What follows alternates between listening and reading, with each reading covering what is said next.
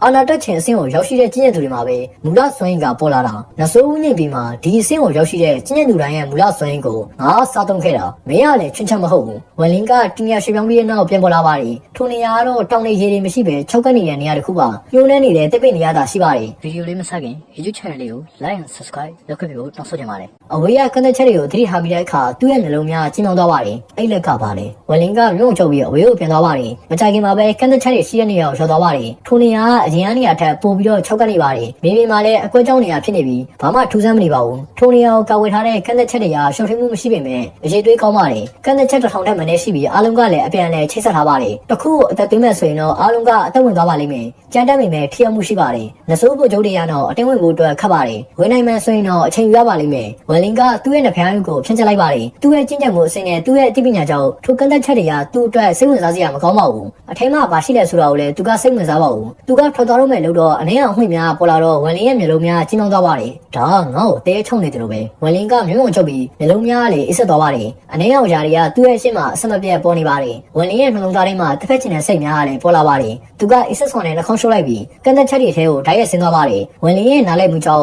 ကောင်းကင်ကိုယ်တွေကကန့်သက်ချက်တွေလိုအဆင့်တူတာတွေကိုချုပ်ပြလိုက်ပါတယ်ထိုကန့်သက်ချက်သူ့အတွက်တော့ဘာမှမခက်ပါဘူးတစ်ချက်ကြည့်လိုက်တာနဲ့အကြောင်းအရာများစွာသူ့ရဲ့မျက်လုံးထဲမှာပေါ်လာပါတယ်ပြီးတော့သူ့ရဲ့ခန္ဓာကိုယ်ကကန့်သက်ချက်တွေထဲမှာပြောက်ကွယ်သွားပါတယ်ထိုကန့်သက်ချက်လို့ဆိုချက်ပြင်ပလူတွေဝင်ရောက်မလာအောင်တားဆီးဖို့နဲ့အထက်အရာအလုံးကိုပုံရိပ်ဖြစ်အောင်ဖန်တီးဖို့ပါဝလင်ကကန့်သက်ချက်များစွာကိုချုပ်ပြဖို့လို့သူတို့ကိုအလေတကူနဲ့ဖျက်ဆီးသွားနိုင်ပါတယ်ကန့်သက်ချက်တွေကိုဖျက်ဆီးသွားပြီးတဲ့နောက်သူမြင်တွေ့ရတဲ့မြင်ကွင်းကအပြင်အမြင်ကွင်းနဲ့လုံးဝကိုကွဲပြားပါတယ်ထိုနေရာကိုကွင်းမြစ်တစ်ခုပါတို့ရတဲ့လူတွေကဖန်တီးထားတဲ့မြေကွက်တွေအပိုင်းလိုက်ခွဲထားပြီးထူးဆန်းတဲ့ရင်းနှံများကိုထုတ်လွှတ်နေပါတယ်ဝလင်ကလည်းအံ့ဩသွားပါတ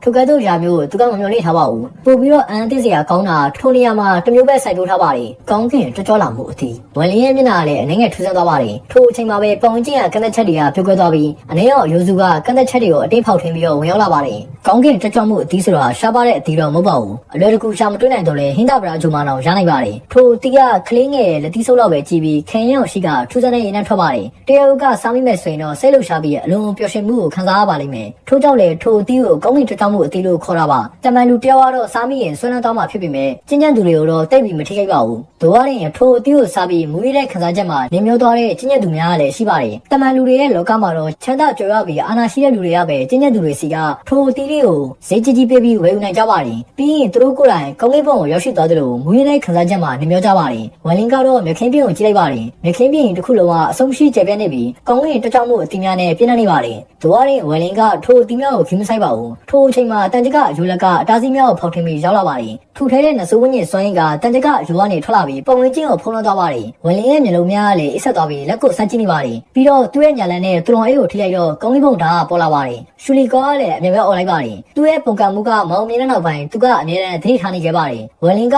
ကောင်းကင်ဘုံဓာတ်ကိုထုတ်လိုက်တော့သူကဒီနေ့အောင်မြင်မှုတစ်ခုခုရလိမ့်မယ်လို့ဆုံးဖြတ်လိုက်ပါတယ်သူကဝလင်ရဲ့နောက်ကိုနှစ်ပေါင်းများစွာလိုက်ခဲ့ပြီးဝလင်ရဲ့ဇယိုက်ကိုကောင်းကောင်းသိပါတယ်သူကတွေးလိုက်ပါတယ်ငါအောင်မြင်မှုတစ်ခုခုရပြီဆိုရင်ဒီရက်ဆက်တဲ့နဆိုးကဟိုတုန်းကခိတ်ဆောက်ကိုမတွေးတော့တော့ဘူးဓာတ်တဲ့နေရာကောင်းကင်ဘုံဓာတ်ကနေထွက်လာပါတယ်ဓာတ်ဆိုတာအခြားလက်နဲ့အလုံးထဲမာနကြီးတဲ့လက်နဲ့ပါတို့ရရင်ယခုချိန်မှာထွက်လာတဲ့ဓာတ်တန်ကအငြိကြီးများပါဝင်နေပါတယ်အနေအောင်ယူလက်ကပေါ်လာပြီးတဲ့နောက်ဝလင်ကိုထမှန်ပြီးတော့ကုတ်ချလိုက်ပြီးကောင်းကင်နဆိုးလေးကသူ့စီကိုညှင်သာဆောင်နဲ့တိုက်ခတ်သွားပါတယ်ဝလင်ကတော့အဆင်သင့်ဖြစ်နေပါပြီသူ့ရဲ့မျိုးလုံးများတော့အစ်ဆက်သွားပြီးသူ့ရဲ့တစ်ဖက်ကျင်နှလုံးသားပေါ်လာပါတယ်သူကအမြဲပဲကောင်းကင်ဘုံဓာတ်ကိုဖွင့်လိုက်ပြီးဓာတ်ဆွဲရဲ့ရောင်ကြီးတစ်ခုကိုထုတ်လိုက်ပါတယ်ကောင်းကင်ဘုံဓာတ်ဓာတ်ဆွဲရဲ့နောက်ကိုငကားဓာတ်ပုံစံနဲ့လိုက်ပါသွားပါတယ်ရှူလီကောရဲ့ထင်ချုပ်မှုအောက်မှာကောင်းကင်ဘုံဓာတ်ယူလက်စီကိုခန်းထားတဲ့ပုံစံနဲ့လှည့်ပတ်သွားပြီးတိုက်ပွဲဝင်လိုက်ပါတယ်အယူလက်ကလည်းကောင်းကင်ဘုံဓာတ်ကိုခင်းမဆိုင်ပဲဆွဲယူဖို့အတွက်လန်လန်လိုက်ပါတယ်တို့ရရင်လက်ကကောင်းကင်ဘုံဓာတ်ကိုထိခိုက်တဲ့အချိန်မှာပဲပူပြင်းတဲ့တန်များဖို့ရေကလုံးတုံးကကြားသလိုပြင်းထန်တဲ့လက်စစ်စီတန်များထွက်လာပါတယ်ရှူလီကောကတော့မာနတက်စွာနဲ့ရလိုက်ပါတယ်သူကလွတ်မြောက်ပြီးအယူလက်ကိုထမှန်ပြီးတော့တိုက်ခိုက်ဖို့ပြင်နေတော့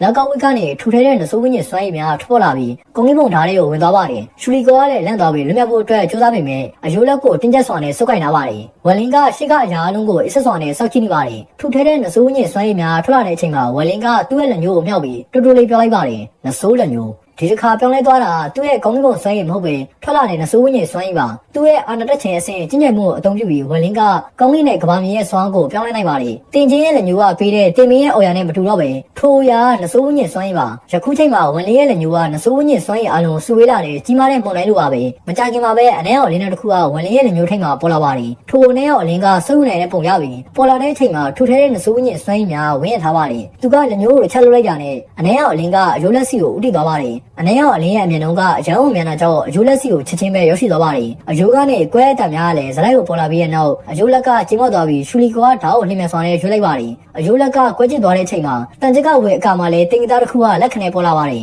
်ပြီးတော့ကွဲကျစ်သွားတဲ့အအနေရောအယိုးလက်စီကိုပြန့်နှံ့သွားပြီးပေတထောင်ကျော်အကျယ်ရှိတဲ့အနေရောလေးလက်နေတဲ့စဝိုင်းတစ်ခုကဖြစ်ပေါ်လာပါတယ်နဆိုးဝင်းရင်စွိုင်းနေရပေတထောင်ကျော်အကျယ်ဝေးုံပြစ်ချက်နေပြီးထောင်တစ်ခုကိုဖန်တီးလိုက်ပါတယ်ပြီးတော့တန်ကြကဝေအကာမှာတင်သားတွေကပုံပေါ်လာပြီးခေါင်းလုံးတန်တွေကလည်းထွက်ပေါ်လာပါတယ်ထိုတန်တွေကလက်ကဝေအကာပေါ်မှာထွက်လာပြီးမြဲကောင်းကင်ကနေထွက်ပေါ်လာသလိုပေတထောင်ကျယ်ဝမှပဲပြည့်နေထမ်းနေပါတယ်ထိုအရာအလုံးကတခဏလေးအတွင်းမှာဖြစ်ပျက်သွားတာပါထိုတန်ကကောင်းကင်နဆိုးလေးထဲရာနဲ့ချီပြီးပို့ပြီးတော့အကုန်းလာကြောင်းဝန်လင်းရဲ့တစ်ဖက်ချင်နှလုံးသားနဲ့ရှင်းရှင်းလင်းလင်းထိန်းသိမ်းထားနိုင်တဲ့အချိန်ကြီးကအားနည်းရဲ့လက္ခဏာများပြလာပါတယ်သူ့ရဲ့မျက်နှာကလည်းမကောင်းဖြစ်နေပြီးခြေတလန်းနဲ့လေထဲကိုရောက်ရှိသွားပါတယ်သူကလက်ဝါးပုံစံနဲ့မိုင်းနယ်တစ်ခုကိုဖန်တီးလိုက်ပြီးလက်ကောက်ဝိတ်ကအကောက်ကိုပစ်ချလိုက်ပါတယ်သူ့ရဲ့လက်ဝါးကလက်ကောက်ဝိတ်ကအကောက်ကိုထိမိတဲ့အချိန်မှာလက်ကောက်ဝိတ်ကအကာကနေနဆိုးမီတောက်များပေါက်ထွက်လာပါတယ်ထိုနဆိုးမီတောက်ကလက်သီးဆုပ်ရွယ်ရေးတစ်ခုဖြစ်လာပါတယ်ထိုအချိန်မှာအနေရောအုပ်ချုပ်ချောင်းကရှိပါတယ်သူကပေါ်လာပြီးတဲ့နောက်မထိမမြင်ပြုံးပြီးရုတ်တရက်ပါဇက်ကိုဟကကျဲလောင်ဆောင်နဲ့ရင်မောလိုက်ပါတယ်ဝန်လင်းရဲ့မူလောင်ဝင်းကြီးကတုံးလုံးသွားပြီမဲ့မျိုးလုံးလေးကတော့ပို့ပြီးတော့အိတ်ဆက်သွားပါတယ်သူ့ရဲ့လက်ကမရက်ပဲလက်ကောက်ဝိတ်ရဲ့အကောက်ကိုဖိနှိပ်လိုက်ပါတယ်ထိုအချိန်မှာလက်ကောက်ဝိတ်ရဲ့အကာထဲကနေအနေရောအရိတ်ကယူသွဆောင်နဲ့ထပ်မံပြီးတော့ရင်မောလိုက်ပါတယ်ဒီတစ်ခါအတန်ကအရင်အထက်အစာပေါင်းများစွာပို့ပြီးတော့ပြင်းထန်ပါတယ်ထိုပြင်းထန်တဲ့အတန်လိုင်းကဝန်လင်းနဲ့လက်ကောက်ဝိတ်အကာကြားမှာပိတ်နေထမ်းနေတဲ့ကျဲလောင်နဲ့ပောက်ကွဲတန်တွေကိုဖန်တီးပေးပါတယ်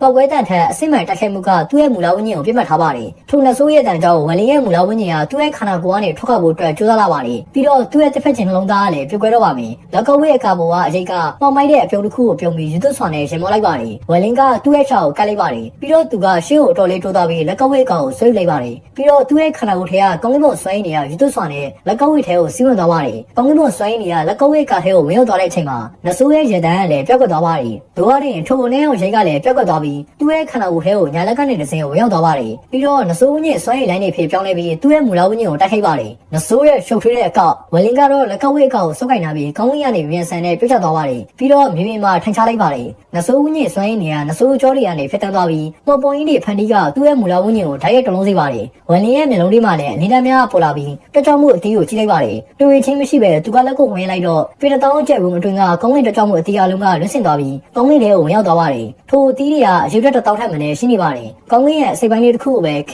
ရောက်အသီးတွေနဲ့ဖုံးဖို့ထားသလိုပါပဲထိုအချိန်မှာသူ့ရဲ့ခန္ဓာကိုယ်ထဲကနဆိုးဆွဲနေရသူ့ရဲ့မူလောင်ဝင်းကြီးကိုခန္ဓာကိုယ်ကနေထွက်ပေါက်ဖို့အတွက်သွေးဆောင်နေပါတယ်ဝန်လင်းရဲ့မျက်နှာကလည်းညှို့မိုင်းသွားပြီးသူ့ရဲ့လက်ဝါးကမန်နံကိုပိတ်လိုက်ပါတယ်ရုတ်တရက်ကောင်းကင်ကအသီးအလုံးကခွဲကျသွားပြီးသူတို့ရဲ့အရေတွေကထုတ်ယူခံရပါတယ်ပြီးတော့အရေတွေအလုံးကစူးစီးပြီးညှစ်ချခံရပါတယ်လက်စီတမိတ်အတွင်းမှာပဲကောင်းကင်တကြောင်မှုအသီးတစ်တောင်းကျော်ရဲ့အရေတွေကိုအဆက်တစ်ဆက်ဖြစ်ချစေလိုက်ပါတယ်တွေးနေအောင်အရေတစ်ဆက်ပါထိုတွေးနေအောင်အရေတစ်ဆက်ကိုကြည့်ပြီးဝန်လင်းကတွေးနေချင်းမရှိပဲသူ့ရဲ့ပါးစပ်တွေကိုပြစ်ထည့်လိုက်ပါတယ်အရေကသူ့ရဲ့ပါးစပ်တွေကိုဝင်ရောက်သွားတဲ့အချိန်မှာသူ့ရဲ့ခန္ဓာကိုယ်တစ်ခုလုံးကတုံ့လုံးသွားပါတယ်ကောင်းကင်တကြောင်မှုအသီးရဲ့လိုအပ်ဆန်းကျတဲ့ခန်းစားချက်အစာပေါင်းများစွာမြင့်တက်သွားပြီးသူ့ရဲ့စိတ်ထဲမှာမိုးကြပစ်တန်လိုပေါက်ကွထွက်လာပါတယ်ထိုအသီးရဲ့လှုပ်ဆောင်မှုအောက်မှာသူ့ရဲ့စိတ်ကအမြင့်ဆုံးကိုရောက်ရှိသွားပါတယ်စိတ်လှုပ်ရှားမှုကိုနှိမ့်နေပြီးသူ့ရဲ့ခန္ဓာကိုယ်အတွက်အင်အားဖြင့်အသုံးပြုလိုက်ပါတယ်သူ့ရဲ့မူလောင်ဝိညာဉ်ကမကောင်းဆိုးဝါးဆွမ်းရင်ကြောင့်ဆွဲထုတ်ခံရတော့မယ့်အချိန်မှာရုတ်တရက်ရက်တက်သွားပါတယ်ဝန်လင်းရဲ့မျက်လုံးတွေကသွေးလုံးမျိုးနေရနေပြီးခေါင်းပေါ်ကအကြောတွေကလည်းဖောင်းကျလာပါတယ်သူကပြင်းထန်တဲ့ဝေဒနာကိုခံစားနေရသလိုပါပဲထော့တော်စံဝန်လင်းကဟင်းရောက်လိုက်ပါတယ်ထိုတန်မွန်ကျူးတန်လိုဝင်းမြင့်တစ်ခုလုံးမှပဲ့နေထသွားပါတယ်ပြီးတော့အနေအောင်ရိတ်တစ်ခုကသူ့ရဲ့ညာလက်ကနေတစ်ဆင့်သူ့ရဲ့ခန္ဓာကိုယ်ထဲကနေအတင်းထုတ်ခံရပါတယ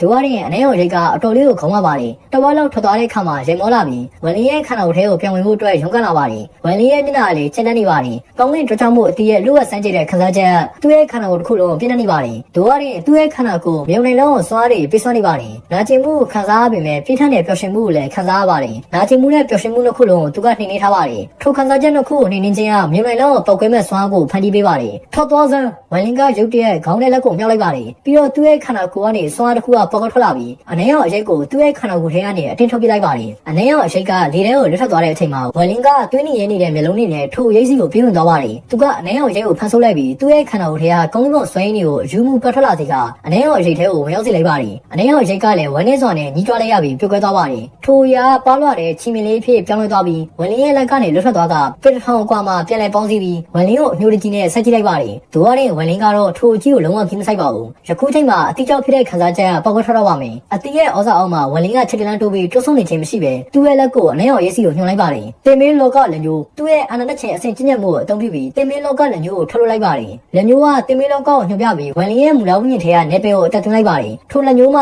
တည်ခြင်းရှိခြင်းနဲ့ပယ်ကပေါင်းဝင်ပါတယ်ဝန်လင်းရဲ့ဆန္ဒအလုံးကပေါင်းဝင်ပါတယ်ထိုလက်ညိုးကကုန်းဝင်တကြမှုအတီးရဲ့အာနိသင်အောက်မှာအထုံးထဲကိုရောက်ရှိသွားပါတယ်ထိုလက်ညိုးကကဘာကြီးရဲ့ရောင်ကိုပြောင်းလဲစေပါတယ်ထိုတင်မင်းလက်ညိုးကအရေးသွေးနဲ့ကုန်းဝင်မှန်တဲ့အနေဆက်ဆုံးနိပညာဖြစ်တာကြောင့်ကုန်းဝင်ရဲ့အစိပ်ပိုင်းများစွာပြုတ်ကွဲပျက်စီးသွားပါတယ်ထိုလက်ညိုးတစ်ချက်တည်းကရှင်ကျင်တဲ့တည်ခြင်းမှာဥကျို့ရှိတဲ့အရိတ်ကလည်းမြို့နိုင်စရာမျက်နှာထားနဲ့အံမှုကိုပြသလိုက်ပါတယ်သူကအော်ခိပြီးထွက်ပြေးဖို့အတွက်ကြိုးစားပေမဲ့လက်ညိုးကရောက်ရှိလာပါတယ်အနေရောင်အရေးရဲ့ခန္ဓာကိုယ်ကလည်းရက်တန့်သွားပြီးချက်ချင်းပဲပြုတ်ကွဲသွားပါတယ်ဒေါသတကြီးဟင်းရုံးတန်တစ်ခုကရှင်းအောင်တိုက်ပွဲကွင်းထဲကအနေရောင်မျောစင်ထဲကအနေရောင်တန်ချက်ကနေထွက်လာပါတယ်ထိုလက်ညိုးကိုပြန်ဝင်သိမ်းပြီးတဲ့နောက်ပြည်တောင်းအတွင်းနဆိုးဝင်းညစ်ဆွဲရင်ကြောင့်ဖန်တီးထားတဲ့ကန့်သက်ချက်လည်းပြောက်ကွယ်သွားပါတယ်ဝန်လင်းရဲ့ညာလက်ကတော့လက်ကောက်ဝဲကိုစုပ်ခိုင်ထားသေးပါနဆိုးဝင်းညစ်ဆွဲရင်နေရလက်ကောက်ဝဲကနေအယူလို့ထွက်ပေါ်လာပြီးလွန်မြောက်ဖို့အတွက်ကြိုးစားပေမဲ့ဝန်လင်းရဲ့ညာလက်ကတင်းကျပ်စွာနဲ့စုပ်ခိုင်ထားပါတယ်သူကမူလဆွဲရင်တစ်စက်ကိုထွေးထုတ်လိုက်ပြီးထိုအရာလက်ကောက်ဝဲပေါ်ကိုကြောက်သွားပါတယ်ပြီးတော့မူလဆွဲရင်ကပင်းကွင်ကိုပြောင်းလဲသွားပြီးလက်ကောက်ဝဲကိုတစ်စိတ်ခတ်လိုက်ပါတယ်ပြီးတော့တန်ချက်ကလက်ကောက်ဝဲကိုသူ့ရဲ့တုံတော်အိတ်ထဲကိုအေးစိမ့်နဲ့ထည့်လိုက်ပါတယ်ဝန်လင်းရဲ့မျက်လုံးတွေကတော့အနီအောင်ဖြစ်နေသေးပါကောင်းကင်တကြောင်မို့အတီးရဲ့အာနိသင်အောင်ပြီးဆုံးသေးပါဘူးပြင်းထန်တဲ့တိုက်ပွဲဆန္ဒတစ်ခုကဝန်လင်းရဲ့ခန္ဓာကိုယ်မှာဖြစ်ပေါ်လာပါတယ်ထိုတိုက်ပွဲဆန္ဒအလုံးအမအဆွမ်းထက်ပြီးနှိမ်နှင်းမှုအတွက်မဖြစ်နိုင်ပါဘူးဝန်လင်းကညာလက်ကိုဝင်ရလိုက်တော့ကောင်းကင်ဘုံထားသူ့စီကိုပြန်လိုက်ပြန်တန်းလာပြီးသူ့ရဲ့လက်ထဲမှာဆင်းသက်လာပါတယ်ယခုချိန်မှာရှူလီကောကစကားမပြောရဲပါဘူးအခုလက်ရှိဝန်လင်းကသူ့ရဲ့နှလုံးသားကိုတုံးလုံးစီပါတယ်ဝန်လင်းရဲ့မျက်လုံးများကလည်းနေရနေပါတယ်မြင်မြင်ပေါ်ကကောင်းကင်တကြောင်မို့အတီးတွေကသူ့ဆုပ်ယူခဲ့တဲ့အတီးအလုံးရဲ့စေုံပုံထုံမရှိပါသေးတယ်သူ့ရဲ့အစိုးပိုင်းအာဏာတက်ခြင်းအဆင့်ကျင့်ကြံမှုနဲ့မြေပြင်ကိုလန်လန်းလိုက်တော့မြေကြီးကတုန်ခါသွားပါတယ်တစ်ပိနေပေါ်ကအတီးများစွာကလည်းပြန်တန်းလာပြီးသူ့စီကိုရောက်ရှိလာပါတယ်သူ့ရဲ့တုံတော်အိတ်ထဲမှာကောင်းကင်တကြောင်မို့အတီးတသိန်းနီးပါးကိုသိမ်းဆည်းထားပါတယ်ယခုချိန်မှာဝန်လင်းကသူ့ရဲ့နှလုံးသားထဲကတိုက်ပွဲနဲ့တစ်ဖက်ချင်းဆန္ဒကိုမထိန်နိုင်တော့ပါဘူးသူကဟင်းဟုတ်လိုက်ပြီးထွက်သွားပါတော့မယ်ဒိုးကနေထိုအချိန်မှာပဲလေခါနဲ့ထဲကနေဒေါသများပြင်းနေတဲ့အိဆက်တဲ့ဟင်းတန်တစ်ခုကထွက်ပေါ်လာပြီးဝန်လင်းရဲ့စိတ်ထဲကိုဓာတ်ရိုက်ဝင်ရောက်လာပါတယ်ဝန်လင်းကလည်းအတုံးလို့သွားပြီးသူတစ်ပတ်အန်ထွက်လာကကောင်းကင်ကနေပြုတ်ကျသွားပါတယ်မြေပြင်ကိုရောက်တဲ့အခါသူကခေါင်းမောလိုက်ပြီးမျက်လုံးထဲမှာအင်အားကြီးမားတဲ့တစ်ဖက်ချင်းတိုက်ပွဲဆန္ဒများပေါ်လာပါတယ်သူကထိခိုက်လို့မရပါဘူးပုံမှန်ဆိုရင်အိဆက်တဲ့ဟင်းတန်တစ်ခုတည်းနဲ့ဝန်လင်းရဲ့စိတ်ကထိခိုက်ခံရရင်သူကချက်ချင်းပဲထွက်ပြေးမှာပါဒိုးကနေယခုသူကပုံမှန်မဟုတ်တော့ပါဘူးသူ့ရဲ့မျက်လုံးထဲမှာယူသွမှုလက္ခဏာများရှိနေပါတယ်သူ့ရဲ့ခန္ဓာကိုယ်ထဲကဒဏ်ရာတွေကသူ့ရဲ့တိုက်ပွဲဆန္ဒကိုမရောကျစေပဲပို့ပြီးတော့ယူသွစေပါတယ်ဝန်လင်းကသူ့ရဲ့တုံတော်အိတ်ကိုပုတ်ပြီးစေလုံးတွေအများကြီးကိုမြှချလိုက်ပါတယ်ခြေတလန်းနဲ့ဝန်လင်းကပြတ်ထွက်သွားပါတယ်ယူနေပေမဲ့အသိစိတ်ကတော့ရှိပါသေးတယ်အိဆက်နေတဲ့ဟင်းတန်ကိုကြားတဲ့အခါဘယ်ကနေလာလဲဆိုတော့မှတ်မိသွားပြီးထိုဘက်ကိုဓာတ်ရိုက်ပြီးသွားပါတယ်တပ်ဝန်လင်းရဲ့စိတ်ထဲမှာတစ်ခုတည်းတော့အတွေ့အတပ်ဖို့ပါသူ့ရဲ့ပြတ်ကွက်သွားတဲ့တစ်ဖက်ချင်းဆန္ဒကကောင်းကင်တောက်မှုအတီးရဲ့လှုပ်ဆောင်မှုကြောင့်ပြတ်ပေါ်လာပါတယ်နဆိုးပိလို့တုံးလုံးစိတ်ရဲတဲ့နဆိုးကနှုတ်ထွက်လာပါပြီဝန်လင်းရဲ့ခန္ဓာကိုယ်ကမိတောက်လောက်နေတဲ့ဥက္ကခဲလို့ကောင်းကင်မှာရွေလျားပြီးအိဆက်တဲ့ဟင်းတန်ကြားတဲ့နေရာကိုဓာတ်ရိုက်ပြီးသွားပါတယ်ရှင်းအောင်တိုက်ပွဲကွင်းတွေကမျောစင်ရနေအိဆက်တဲ့ဟင်းရုံတန်များလည်းထွက်လာပါတယ်ထိုဟင်းရုံတန်မှာတော့လှောင်ပြောင်ခြင်းနဲ့တစ်ဖက်ချင်းဆန္ဒများပေါင်းနေပါတယ်အိဆက်တဲ့ဟင်းတန်ရောက်လာပြီးဝန်လင်းကိုထိမှန်တော့သွေးတွေအများကြီးကအန်ထွက်လာပါတယ်သူ့ရဲ့မျက်လုံးများကလည်းပို့ပြီးတော့ယူသွလာပြီးသူ့ရဲ့တုံတော်အိတ်ကိုပုတ်လိုက်တော့ကောင်းကင်တောက်မှုအတီးတသိန်းနီးပါးသူ့ရဲ့ပလက်မှာဝင်လာပါတယ်ဝန်လင်းကတွန်းဆုံးမနေပဲလန်လန်းလိုက်တော့အတီးတသိန်းလုံးကတလုံးပြီးတလုံးပြိုကွဲသွားပါတယ်အရေတွေကလည်းစုပြောင်ပြီးတက်ဆင်သွားတဲ့အထိအတီးတသိန်းလုံးကအရေတစ်စက်တည်းဖြစ်သွားပါတယ်ဝန်လင်းကလူတယောက်ကိုပြလဲစေနိုင်တဲ့အနီရောင်အရေကိုချိတ်ပြီးမျိုးချလိုက်ပါတယ်ထိုအနီရောင်အရေကိုမျိုးချလိုက်တဲ့အချိန်မှာဝန်လင်းရဲ့ခန္ဓာကိုယ်ကပောက်ကွဲထွက်မလို့ခံစားရပြီးသူ့ရဲ့ခန္ဓာကိုယ်ထဲကသွေးစီစီမှုကအမြင့်ဆုံးလုံးကိုရောက်ရှိသွားပါတယ်သူ့ရဲ့တိုက်ပွဲဆန္ဒနဲ့ယူသွမှုကယခုချိန်မှာတခါမှမမြင်ဖူးတဲ့အဆင့်ထိကိုရောက်ရှိသွားပါတယ်ပြီးတော့သူ့ရဲ့တုံတော်အိတ်ကိုပို့လိုက်တော့ဝိုင်းုံတစ်လုံးကပေါ်လာပါတယ်ထိုအရာတော့သူကူထဲမှာရခဲ့တဲ့ဝိုင်းုံဖြစ်ပြီးကောင်းကင်အရေဆယ်ဆက်ကပေါင်းနေပါတယ်ဝိုင်းုံကိုထုတ်လိုက်ပြီးတဲ့နောက်ဝန်လင်းက40ကိုတောင်းလိုက်ပါတယ်ကောင်းကင်အရေများသူ့ရဲ့ခန္ဓာကိုယ်ထဲကိုဝင်ရောက်လာတဲ့အခါကောင်းကင်ဘုံစွမ်းရည်နေရာသူ့ရဲ့ခန္ဓာကိုယ်ထဲမှာဒေါသထွက်နေတဲ့မိုးကြိုးလိုမျိုးဖြစ်တန်းသွားပါတယ်မြုံနိုင်လောက်မြပြတဲ့ကောင်းကင်ဘုံစွမ်းရည်နေရာသူ့ရဲ့ခန္ဓာကိုယ်ထဲမှာရွေလျားနေကသူမကြိုက်တွယ်နိုင်လောက်ဖြစ်နေပါတယ်သူကအာဏာတက်ခြင်းအဆင့်ကိုရောက်တဲ့အခါသူ့ရဲ့ခန္ဓာကိုယ်ကပို့ပြီးတော့အကောင်းလာပြီးရှေးအောင်နဆိုးကတန်းစင်ပြီးလို့တာမဟုတ်ဆိုရင်တော့သူကထိုးရအောင်လုံးဝမခံနိုင်ပါဘူးဝန်လင်းကယူသားတဲ့ပုံရပါတယ်သူ့ရဲ့စပင်းတွေကလေထဲမှာလွှင်းနေပြီးယူသွတဲ့လူတယောက်လိုပြည့်ထွက်သွားပါတယ်အနေရောင်မျိုးစင်တွေကတန်ကြကထဲမှာတစိလေးတစ်ခုကလေးလက်သွားပြီးနဖေးကသတင်းစကားတစ်ခုကလည်းပဲ့နေထွက်သွားပါတယ်သူကယူသွားတာသူကတကယ်ပဲဒီကိုရောက်လာရင်ငါဝစ်ထားတဲ့တန်ကြကကိုပျက်စီးသွားစေရင်သူကဒီကိုမရောက်နိုင်ဘူးမျောစင်ကနေတစ်ဖက်ချင်းဆန္ဒရောင်ကြီးတစ်ခုကထွက်လာပြီးလေဟာနယ်ထဲမှာပြောက်ကွယ်သွားပါတယ်ထိုတစ်ဖက်ချင်းဆန္ဒရောင်ကြီးကလေဟာနယ်ထဲမှာဝန်လင်းကိုရုတ်တရက်ပိတ်လုံလိုက်ပါတယ်တစ်ဖက်ချင်းဆန္ဒကနေရောက်လာတဲ့ဝန်လင်းရဲ့ခန္ဓာကိုယ်မှာကောင်းကင်ဘုံစွမ်းရည်နေရာတဟုန်ထိုးစီးဆင်းနေပါတယ်သူ့ရဲ့ခန္ဓာကိုယ်ကတုံနေပေမဲ့သူ့ရဲ့မျက်လုံးတွေကတော့တိုက်ပွဲဆင်နွှဲလို့တဲ့ဆန္ဒများပို့ပြီးတော့ပြင်းထန်လာပါတယ်ဖျောက်တန်နေတဲ့အတူသူ့ရဲ့ခန္ဓာကိုယ်ထဲကကောင်းကင်ဘုံစွမ်းရည်နေရာပေါက်ကွဲထွက်လာသလိုဖြစ်ပြီးသူ့ရဲ့ခန္ဓာကိုယ်ပို့ပြီးတော့မြန်အောင်လှုပ်ရှားစေပါတယ်ထိုအချိန်မှာပဲဝန်လင်းကမီးရတစ်ခုလိုပါပဲအနေအောင်မျောစင်ထဲကလူကမီးအောင်နှင်းတက်ဖို့ကြိုးစားတိုင်းပြန်လည်ပြီးတော့တောက်လောင်နေပါတယ်ဒိုင်ယာမရတာတော့မဟုတ်ပါဘူးပြောင်းပြန်ပါအနေအောင်မျောစင်တဲ့လူရဲ့တိုက်ခိုက်မှုကြောင့်သူ့ရဲ့ဒဏ်ရာတွေကပို့ပြီးတော့ဆိုးလာပါတယ်ဒိုးရရင်ကောင်းကင်တောက်မှုအသေးရဲ့အာနိသင်ကြောင့်သူ့ရဲ့မူလဝိညာဉ်ရဲ့လှုပ်ဆောင်မှုကမတိမ်မချင်းပြောက်ကွယ်မသွားနိုင်ပါဘူးထိုလှုပ် လုံးစုံမှုအောက်မှာသူ့ရဲ့ထိုင်ရာတွေကဘလောက်ဆိုသူကဂိမ်းမဆိုင်ပါဘူး။ကောင်းကင်ရဲ့ရေ40ရဲ့အာနီတင်ကြောင့်ကောင်းကင်မဆွမ်းနေရတဲ့မြန်ဆန်ပဲတိုးပွားလာပါတယ်။ယခုချိန်မှာဝန်လင်းရဲ့စိတ်ထဲမှာတက်ဆိုတဲ့အတွင်းတစ်ခုသာရှိပါတယ်။မျော်စင်နေရနဖျားအသေးစိတ်ကလည်းပို့ပြီးတော့ဒေါသထွက်လာပြီးဆက်ပြီးတော့တိုက်ခိုက်လိုက်ပါတယ်။အခြားလူတယောက်ဆိုရင်တော့တည်သွားလောက်ပါပြီ။ဒိုရတဲ့ကောင်းကင်တက်ထွက်ခြင်းအတီးနဲ့ကောင်းကင်ရဲ့အရေးရဲ့ထူးဆန်းတဲ့ပုံစံမှုကြောင့်ဝန်လင်းကတော့မသိပါဘူး။ပုံမှန်အားဖြင့်သူ့ရဲ့ခန္ဓာကိုယ်ကအရင်တည်းကတင်သွားပြီးသူ့ရဲ့မူလဝိညာဉ်ကလည်းပြုတ်ကွဲသွားမှာပါ။ဒိုရတဲ့ကောင်းကင်တက်ထွက်ခြင်းအတီးရဲ့အာနီတင်ကြောင့်သူ့ရဲ့မူလဝိညာဉ်ကတော့ပြုတ်ကွဲမသွားပါဘူး။ကောင်းကင်ရဲ့ရေအားနဲ့ကောင်းကင်ဘုံဆွမ်းရည်များတိုးပွားလာတာကြောင့်သူ့ရဲ့ခန္ဓာကိုယ်ကပျက်စီးမသွားပါဘူး။သိနဖျားအတိစိတ်ရအကြောင်းမှု၄ယောက်တစ်ခုပြသနေပါတယ်။ဝန်လင်းရဲ့လက်ရှိအခြေအနေကိုကြည့်ရင်နေအောင်မျောစင်တဲ့လူဝါတော်မှာမကောင်းတဲ့အရာတစ်ခုခုကဖြစ်လာတော့မယ်လို့ခံစားရပါတယ်။သူ့ရဲ့အမြင်ကဝန်လင်းကရွတ်သွသွားပါပြီ။ဒီလိုဖြစ်လာမယ်ဆိုတော့ငါသိရင်သူ့ကိုစားဖို့အတွက်စူးစမ်းမှာမဟုတ်ဘူး။နဖျားအတိစိတ်ကတင်မင်းဆန္ဒဟင်းလင်းပင်ကြီးကိုဖောက်ထွင်းပြီးဝန်လင်းစီကိုကြောက်လာပါတယ်။ဝန်လင်းကတော့သွေးတွေအများကြီးအထွက်လာပါတယ်။သူ့ရဲ့မျိုးလုံးတွေကမိတ်ဖြုတ်သွားပြီမဲ့မကြခင်မှာပဲတက်ခတ်လို့တဲ့စိတ်နဲ့တိုက်ပွဲဆင်နွှဲလို့စိတ်ကအစားထိုးခံရပါတယ်။ဝန်လင်းကပြန်တန်းနေတဲ့အချိန်မှာတားရဲ့ဟင်းတန်တစ်ခုကသူ့ရဲ့လက်ချောင်းကနေထွက်လာပါတယ်။တေမင်းလက်မျိုးကအခြားသူတွေရဲ့အသက်ဆွမ်းရည်ကိုစုပ်ယူပြီးအသက်ရှင်နေတဲ့သူတွေကိုနှုံးနှမ်းစေကသူ့ကိုဆွမ်းအားပေးပါတယ်။ယခုချိန်မှာဝန်လင်းကထိုဆွမ်းအားကိုထိုယူသွနေတဲ့အချိန်မှာအသုံးပြုလိုက်ပါတယ်။တေမင်းရဲ့ခွေးသက်တစ်ခုကသူ့ရဲ့ခန္ဓာကိုယ်ကနေပြန့်နှံ့လာပြီးကဘာနဲ့ပေါဆက်သွားပါတယ်။သူကလေထဲမှာပြန်ဝင်နေတဲ့အခါသူ့အောက်ကပင်တွေအားလုံးကနှုံးနှမ်းသွားပါတယ်။သူကကောင်းကင်ကိုဖျက်ဆီးသွားတဲ့အခါမြေပြင်ပေါ်ကနှုံးနှမ်းမှုကပြန့်နှံ့သွားပြီးအပင်တွေငှက်တွေတားရဲတွေအားလုံးကတိတ်ဆုံးသွားပါတယ်။ထိုနေရာငရဲလိုပါပဲ။အရန်မှထူးဆန်းပြီးအလုံးထိန်းလက်ဖျားကောင်းပါတယ်။သူတို့ရဲ့တိတ်ဆုံးမှုကနေအဖြူအောင်ငွေ့များဖြစ်ပေါ်လာပြီးဝန်လင်းစီကိုရောက်ရှိကသူ့ရဲ့ခန္ဓာကိုယ်နဲ့မူလဝိညာဉ်ကိုပြန်လည်ပြည့်ပေးပါတယ်။မင်းနဲ့ဆိုနိုင်ငံမှာမီရှုကမြင်းပေါ်မှာထိုင်နေပါတယ်။သူကအပြောင်ဝစ်စုံကိုဝတ်ထားပြီးကျိုးပေါ်မှာဓာတ်တစ်ချောင်းကိုလည်းလွှဲထားပါတယ်။သူ့ရဲ့မျက်လုံးတွေကတော့အဝေးကိုအဆက်ဆွန်နဲ့ကြည့်နေပါတယ်။သူ့ရဲ့နောက်မှာတော့နဆိုးစစ်တီ3000ဝရှိပါတယ်။တာလောက်ဓာကန်ရဲ့ဓာဆနလက်ကပြန်ကျဲနေပြီးသူကလည်းတယောက်ပေါင်ပါပဲ။သူ့ရဲ့ကျင့်ကြံမှုကတော့စိတ်ဝိညာဉ်အသွင်ပြောင်းတဲ့နောက်ဆုံးအဆင့်ရဲ့အထွန်းထိုင်းမှာရှိပါတယ်။သူကအကြီးကဲရတို့ကိုရခဲ့ပြီးသူ့ရဲ့မိတ်ဆွေတွေနဲ့တွေ့ဆုံမှုအတွက်နဆိုးစစ်တီများကိုဦးဆောင်နေပါတယ်။သူကရွှေလျားနေတော့ကောင်းကင်ကိုဖျက်ဆီးပြီးပြန်နေတဲ့ဥက္ကခေပြန်တစ်ခုကိုမြင်တော့သူ့ရဲ့မျက်နှာမူရာပြောင်းလဲသွားပါတယ်။သူ့ရဲ့မျက်လုံးများလည်းကျဉ်းမြောင်းသွားပြီးသူ့ရဲ့မျက်နှာမူရာချက်ချင်းပဲပြောင်းလဲသွားပါတယ်။အောင်တော်တက်ခြင်းအဆင့်ကျင့်ရသူကခေါင်းငုပ်ပြီးနဆိုးစစ်တီများကိုနောက်ဆက်ဖို့အတွက်မေးပြီးလိုက်ပါတယ်။ဘာလို့လဲဆိုတော့ထိုအာနာတက်ခြင်းအဆင့်ကျင့်ရသူကိုသူကမနှောက်ယှက်ချင်ပါဘူး။ထိုအာနာတက်ခြင်းအဆင့်ကျင့်ရသူရဲ့စိတ်အခြေအနေကအနေငယ်ရွတ်သွနေရဆိုတာသူကမြင်ပါတယ်။သူ့ကိုပို့ပြီးတော့ကြောင်းလဲစေတာထိုလူသွားတဲ့နေရာတိုင်းရဲ့မြေပြင်ကလုံးဝညှို့နှံပြီးဆွေးယူခံရတာပါ။ကံကောင်းထမစွာနဲ့သူတို့ကတူညီတဲ့လမ်းကြောင်းမှာရှိမနေပါဘူး။တကယ်လို့ရှိခဲ့မယ်ဆိုရင်တော့ဇီရှူကချစ်ချင်းပဲအခြားလမ်းကြောင်းကိုရွေးချယ်ပြီးထိုလူနဲ့ဝေးနေမှာပါ။ဝလင်းကနဆိုးစစ်တီများကိုသတိမထားမိပါဘူး။ယခုချိန်မှာသူ့ရဲ့မျက်လုံးထဲမှာတိုက်ပွဲနဲ့တစ်ဖက်မှုကသာရှိပါတယ်။တစ်ဖက်ကျင်ဆာနာနဲ့ဆွေးမှုရိမ်မြုပ်ပါတယ်အစ္စရေးနှခေါင်းရှုပ်တောင်တစ်ဖက်ပြန်ကြားလိုက်ရပါတယ်။ဒီတစ်ခါပို့ပြီးတော့ပြထလာတာကြောင့်ဝလင်းရဲ့ခန္ဓာကိုယ်ကတုံ့ပြန်သွားပြီးသူတို့ကအန်ထွက်လာပါတယ်။သူ့ရဲ့ခန္ဓာကိုယ်ကပျက်စီးတော့မလို့ဖြစ်ပြီးမူလဝိညာဉ်ကလည်းပြတ်ကွက်သွားတော့ပါမယ်။ဒိုဝါရင်ထိုနေရာကိုလာတဲ့လမ်းတစ်လျှောက်မှာဆွေးယူခဲ့တဲ့အသက်ဆွမ်းရည်တွေကသူ့ရဲ့ခန္ဓာကိုယ်နဲ့မူလဝိညာဉ်ကိုဖြည်းဖြည်းချင်းပြန်လည်ကျန်းမာစေပါတယ်။ဇီရှူကလည်းဝလင်းကိုကောင်းကင်မှာဆက်ကြည့်နေပါတယ်။ဝလင်းကတွေးနေတာကိုမြင်တော့မျိုးလုံးများတောက်ပသွားပါတယ်။ဒီလူကအပြေးထန်ဒဏ်ရာရထားတယ်။ပြီးတော့အချိန်ဝါကတော့ပြင်းထန်တယ်။ဒါပေမဲ့ပြန်နေနေတော့တွေးရတာသူကဘယ်လောက်ထိဒဏ်ရာရနေလဲဆိုတာပြတာပဲ။ဒီလူကအာနာတက်ခြင်းအဆင့်ကိုရောက်နေပြီဆိုတော့ဒီပညာတွေအများကြီးရှိနေမှာကောင်းမှုနဲ့ဒီစနစ်တွေကတော့ရှိကောင်းရှိနိုင်တယ်။ပို့ပြီးတော့အရေးကြီးတာငါသူ့ရဲ့မူလဝိညာဉ်ကိုတန်းစင်ပြီးငါရဲ့ဓာဝိညာဉ်ကိုကျွေးမယ်ဆိုရင်ငါရဲ့ဓာဝိညာဉ်စွမ်းကအများကြီးတိုးလာလိမ့်မယ်။ဇီရှူရဲ့မျက်လုံးထဲမှာတစ်ဖက်ကျင်ဆန္ဒများပေါ်လာပေမဲ့မကြခင်မှာပဲမိမ့်သွားပါတယ်။ဒီလူကအာနာတက်ခြင်းအဆင့်ကျင့်ရသူပဲ။ဒါပေမဲ့ဒီအခွင့်အရေးကိုလက်လွတ်ရင်ပြင်းထန်တဲ့ဒဏ်ရာရနေတဲ့အာနာတက်ခြင်းအဆင့်ကျင့်ရသူနဲ့ဘရောပြန်တွေးရမလဲဆိုတော့ဘယ်သူသိနိုင်မလဲ။လောက်လိုက်တော့ဇီရှူရဲ့မျက်လုံးများကလည်းတစ်ဖက်ပြန်တောက်ပွားလာပါတယ်။သက်ဇီရှူရဲ့ခန္ဓာကိုယ်ကအရေးတစ်ခုဖြစ်ပြောင်းလဲသွားပြီးဝလင်းစီကိုဓာတ်ရိုက်ပြေးဝင်သွားပါတယ်။သူ့နောက်ကနဆိုးစစ်တီတွေကအမေကိုကြတော့ဖက်စီမှုကိုအမြင်ပဲစတင်ချထားလိုက်ပါတယ်။တစ်ဖက်ကျင်ဆန္ဒကဝလင်းကိုချိန်ခံထားပါတယ်။ဝလင်းရဲ့မျက်လုံးလေးမှာတစ်ဖက်ကျင်ဆန္ဒများပြင်းတဲ့နေရာကြောင့်တစ်ဖက်ကျင်ဆန္ဒကိုသူကအလုံးမရောအာရုံခံစားမိပါတယ်။သူကခေါင်းကိုလှည့်ကြည့်လိုက်တော့မြင်ပေါ်ကနဆိုးစစ်တီ3000နဲ့သူ့စီကိုပြေးလာတဲ့ဇီရှူကိုမြင်လိုက်ရပါတယ်။သူကရက်ဆက်တဲ့အပြောတစ်ခုကိုပြောလိုက်ပြီးနောက်သူ့ရဲ့ခန္ဓာကိုယ်ရွှေ့ပြီးဇီရှူစီကိုပြေးဝင်သွားပါတယ်။သူကအလုံးကိုမျက်စံလုံးလာကြောင့်ချက်ချင်းပဲဇီရှူရဲ့ဘေးနောက်ရောက်ရှိသွားပါတယ်။ဇီရှူရဲ့မျက်နှာမူရာကလည်းအလုံးမျိုးပြောင်းလဲသွားပါတယ်။ထိုလူကထွက်ပြေးမယ်လို့သူကထင်တာပါ။ဒဏ်ရာရနေတဲ့အချိန်မှာတော့သူ့စီကိုပြေးဝင်လာလိမ့်မယ်လို့မထင်ထားခဲ့ပါဘူး။သူကနှာခေါင်းရှုပ်လိုက်ပြီးလက်တစိတစ်ခုကိုဖန်တီးလိုက်တဲ့အခါသူ့ရဲ့ကြောပေါ်ကဓာကြီးကထွက်ပြန်လာပါတယ်။ဓာကြီးကထွက်ပြန်လာတဲ့အချိန်မှာဝန်လင်းကလည်းပေါ်လာပါတယ်။သူ့ရဲ့ညာလန်းနဲ့ဓာကြီးကိုဆွဲပြီးသူ့ရဲ့နောက်ကိုပြလိုက်ပါတယ်။ထိုအချိန်မှာပဲသူကဇီရှူရဲ့ဘေးကနေထွက်သွားပါတယ်။ဝန်လင်းက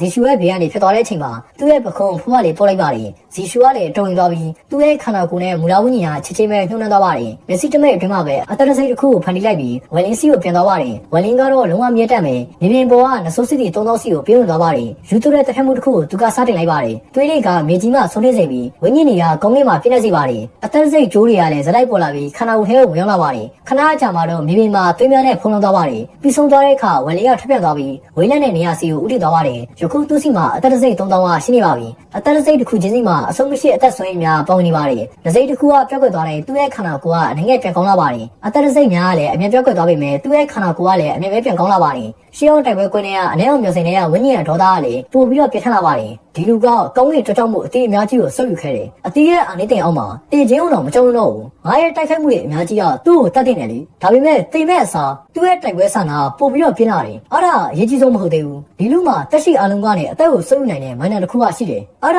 ါသူ့ရဲ့ထိုင်ရာတွေကိုအမြဲပဲပြန်ကောင်းစေတယ်။ဒီလိုဆက်သွားမဲ့ဆိုရင်တော့တနေ့သူကဒီကိုရောက်လာနိုင်မယ်။အနည်းအောင်တန်ချက်ကတည်းကဝင်းညင်မှာရှာရှာပါပါနောက်လာရတဲ့ခန်းစားချက်တစ်ခုကပေါ်လာပါတယ်။ဘလင်ကထွက်ခွာသွားတဲ့အချိန်မှာဇီရှူရဲ့ရုပ်လောင်းကမြေပြင်ပေါ်မှာရှိနေပါပြီ။သူ့ရဲ့ခန္ဓာကိုယ်ကလည်းလုံးဝညှို့နှွမ်းနေပြီးအသက်တွေကလည်းကိုဆုံးသွားပြီမဲ့နှစ်ဖူးပေါ်မှာတော့ရွှေအောင်လင်းတန်းလက်နေပါတယ်။ဇီရှူရဲ့မူလဝင်းညင်ကပြုတ်ကွဲသွားတဲ့ကြောင့်သူ့ရဲ့ခန္ဓာကိုယ်ကကောင်းကင်ကနေပြုတ်ကျသွားတာဖြစ်ပါတယ်။သူနဲ့ဝယ်လင်းရဲ့ဂျာကွာချချက်ကအရန်အောင်မှကြီးမားပါတယ်။သူ့ဆရာတေကန်ဒီမှာပေးခဲ့တဲ့ဓာတ်ဆွမ်းကိုတော့သူကမတုံးနိုင်ခဲ့ပါဘူး။ဝယ်လင်းရဲ့နှလုံးသားထဲမှာလည်းပြင်းထန်တဲ့ယူသွမှုများရှိနေပါတယ်။သူ့ရဲ့ခန္ဓာကိုယ်ထဲကကုန်းလေးပုံဆွဲနေရသူ့ရဲ့မူလဝိညာဉ်နဲ့မျက်စိကြားလှိုင်းလုံးကြီးလိုတလိုက်လိုက်နဲ့စီးစင်းနေပါတယ်။အတီးတွေကနေရတဲ့လှုပ်ဆောင်မှုနဲ့အတူသူကကြောင်းမဖွဲရတစ်ဖက်ချင်းဆန္ဒများကိုတည်ဆောင်လာတဲ့စစ်နှက်ဖျားတစ်ပါးလိုဖြစ်နေပါတယ်။သူ့ရဲ့မျက်လုံးတွေကတော့သွေးနေရနေပါတယ်။သူကလေထဲကိုခြေတလန်နှမ်းလိုက်တိုင်းကောင်းကင်ကိုတော်ခီစေသလိုကောင်းကင်ကိုဖြတ်ပြီးမြင်ဆန်တဲ့ခီးနေပါတယ်။ထိုလူတွေထဲမှာကျဉ်းကျဉ်းသူတွေနဲ့မိနက်ဆိုးနိုင်ငံကနဆိုးဖို့ကျိုးတွေလည်းပါပါတယ်သူတို့ကဝယ်လင်းကိုမနောက်ဆက်သွေးဝယ်လင်းကလည်းသူတို့ကိုဂိမ်းဆိုင်ပါဘူးတို့ကရင်သူ့ဘောတစ်ဖက်ချင်းဆန္ဒအနေငယ်လေးရှိမှဆိုရင်တော့ဝယ်လင်းရဲ့လက်ရှိချင်းတွေကြောင့်ချက်ချင်းပဲသိနိုင်ပါတယ်သူ့တစ်ဖက်ချင်းနဲ့ဆန္ဒရှိတဲ့ဘယ်သူမှမဆိုဝယ်လင်းကတပြစ်ပါလိမ့်မယ်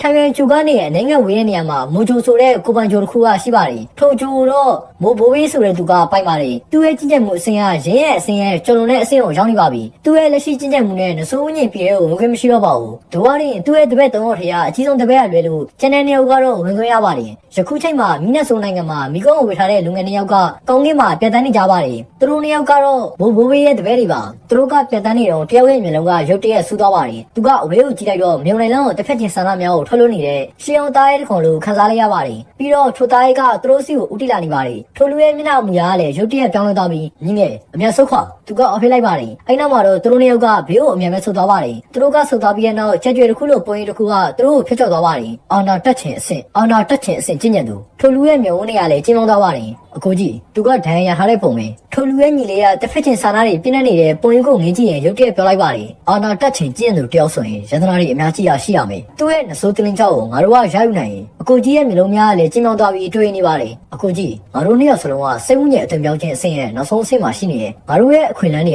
ကတိတ်ပြီးတော့မကောင်းမိမယ်ဒဏ်ရာရထားတဲ့အာနာတက်ချင်အဆင့်ကျင့်သူတယောက်ကိုငါတို့နှစ်ယောက်ကပူပေါင်းတိုက်ခိုက်ပြီးရတနာတွေကိုရရင်သူတို့နှစ်ယောက်ကအပြန်အလှန်ဆက်သွယ်နေတော့ဝယ်လင်းကရုတ်တရက်ရသွားပါတယ်သူ့နောက်ကိုလက်ကြည့်လိုက်ပြီးသူ့ရဲ့တွင်းနေရနေတဲ့မျက်လုံးတွေနဲ့တစ်ဖက်ချင်းဆာနာတွေရှိနေတယ်သူကရေယူလိုက်ပါတယ်ပြီးတော့သူကလှည့်ပြီးမိုးကြိုးတစ်ချက်လိုမျက်စံစွာနဲ့သူတို့နှစ်ယောက်စီကိုပြုံးသွားပါတယ်သူတို့နှစ်ယောက်ကဝယ်လင်းလဲလာတာကိုမြင်တော့မျက်နှာမူရာတွေကအမြဲပဲပြောင်းလဲသွားပြီးစုတ်ခောက်ဖို့အတွက်ကြိုးစားကြပါတယ်သူကလည်းဝယ်လင်းရဲ့မျက်နှာကအရန်အောင်မှမျက်နှာကြောင့်မျက်စိတမိတ်အတွင်းမှာပဲညီငယ်ရဲ့ဘေးကိုရောက်ရှိသွားပြီးလက်ညှိုးနဲ့ထိုးလိုက်ပါတယ်လူငယ်ရဲ့မျက်နှာမူရာကလည်းအလုံးမျိုးပြောင်းလဲသွားပြီးအချင်းတွေကိုအံ့ဩတုန်လှုပ်သွားပါတယ်သူကဝယ်လင်းရဲ့အကြည့်ကိုကြည့်လိုက်တော့ကြောက်လန့်သွားပါတယ်ထိုအကြည့်ကအရန်အောင်မှကြောက်စရာကောင်းပါတယ်ဝယ်လင်းရဲ့ညွန့်ညွန့်ချမ်းလူငယ်ကိုလုံးဝတွန်းကတ်လို့မရတဲ့အရာတစ်ခုကိုခံစားရစေပါတယ်ထိုလက်ညှိုးကကောင်းကင်ကိုကိုစားပြုနေတယ်လို့ပါပဲထိုလက်ညှိုးရဲ့ညွန့်ချမ်းမြင်လိုက်တော့မြင်တဲ့မျက်လုံးနဲ့သူ့နှစ်ဖူးကိုထိမှန်သွားပါတယ်ထိုလူငယ်ရဲ့ဝမ်းနဲ့ကြိတ်ခွဲတဲ့အော်တန်တစ်ခုကထွက်ပေါ်လာပြီးတဲ့နောက်သူ့ရဲ့ခန္ဓာကိုယ်ကချက်ချင်းပဲညှို့နှံသွားပြီးမူလဝိညာဉ်ကလည်းပြုတ်ခွဲသွားပါတယ်ဝယ်လင်းရဲ့ခန္ဓာကိုယ်ကနေဝိညာဉ်နဲ့အနှစ်သာရကလည်းပြုတ်ခွဲသွားပြီးတစ်ဖက်ချင်းစွမ်းရည်ဖြစ်ပြောင်းလဲသွားပါတယ်ထိုတစ်ဖက်ချင်းစွမ်းရည်ကသူ့ရဲ့ခန္ဓာကိုယ်ကနေထွက်ပြီးဝယ်လင်းစီကိုဥတီသွားပါတယ်အရာအလုံးကအရောင်းမျက်စံလုံးပါတယ်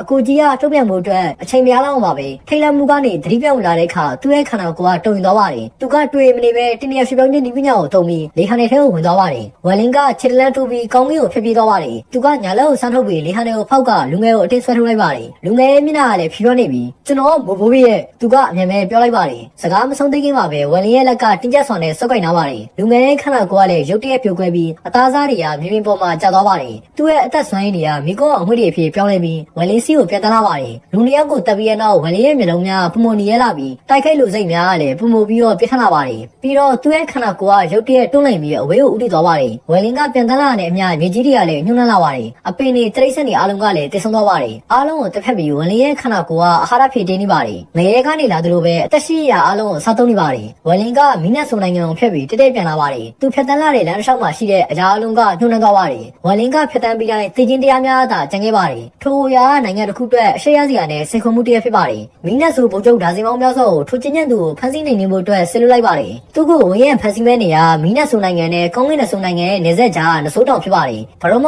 ပြောက်ွယ်တဲ့မြို့ထက်တွေကလည်းနဆိုးတောင်ကိုဖုံးလွှမ်းထားပြီးအနီးနားမှာမြို့နှမျိုးရှိပါတယ်တစ်ဖက်မှာတော့မီးနက်ဆုံနိုင်ငံရဲ့အပန်းဖြေကောင်းကင်မြို့နဲ့တစ်ဖက်မှာတော့မီးနက်ဆုံနိုင်ငံရဲ့အရေးပြောမီးမျိုးကရှိပါတယ်ယခုချိန်မှာနဆိုးစစ်တီတသိန်းကျော်ကအပန်းဖြေကောင်းကင်မြို့မှာအသိနေထားနဲ့ရှိနေပြီးနဆိုးဗိုလ်ချုပ်10ယောက်ကျော်ကလည်းအဝေးကိုငင်းကြည့်နေပါတယ်နဆိုးဗိုလ်ချုပ်ရဲ့ထဲမှာယာရုစစ်ကွဲပြားတဲ့လူတစ်ယောက်ကရှိပါတယ်ထိုလူကတော့တက်လက်ပိုင်မြို့သားတစ်ယောက်ဖြစ်ပြီးသူ့ရဲ့မျက်နှာကတော့ညှိုးငက်နေပါတယ်ဒီကျဉ်းညံသူကိုတတ်ဖို့ကငါတော့ကမခက်ခဲဘူးဒီတစ်ခါလူစစ်ဦးစီးချုပ်ကလည်းပါလာတော့ပို့ပြီးတော့လွယ်ကူသွားလိမ့်မယ်တက်လက်ပိုင်မြို့သားဘေးမှာရှိတဲ့မြို့သားတစ်ယောက်ကလည်းပြုံးပြီးပြောလိုက်ပါတယ်ပြုံးနေရင်မဲ့လေးစားမှုတော့ပြသနေပါတယ်နောက်ထပ်နဆိုးဗိုလ်ချုပ်တစ်ယောက်ကလည်းဟုတ်တယ်လူစစ်ဦးစီးချုပ်ကရှိနေတော့အဲ့ကျဉ်းညံသူကိုချစ်ချင်းပဲမိခိုးတွေအဖြစ်ပြောင်းလဲပြလိုက်လို့ရတယ်သူကရင်မိုးရင်ပြောလိုက်ပါတယ်တက်လက်ပိုင်မြို့သားကလည်းဒီတိုက်ပွဲကိုအမြင်ပြီးအောင်လုပ်ကြဒီကျဉ်းညံသူကိုတက်ပြီးရင်ငါတို့ကထွက်သွားမယ်သူကတင်းငိမ်စွာနဲ့ပြောလိုက်ပါတယ်သူ့ရဲ့မျက်နှာညှိုးငက်နေရင်မဲ့မျိုးလုံးလေးမှာတော့မာနတရားများနိုင်ငံရပါဝင်နေပါတယ်လူစစ်ဦးစီးချုပ်အနေနဲ့သူ့ရဲ့ယာရုအဆင့်ကအရန်အောင်မှမြင်ပါပါတယ်တမန်ကျင်းသူတယောက်အတွက်မြို့တော်ကနေသူကထွက်မလာပါဘူးကောင်းကင်နဆိုးနိုင်ငံရဲ့ကိုရီကူရာကိစ္စနဲ့တွားဖို့ရှိပေမဲ့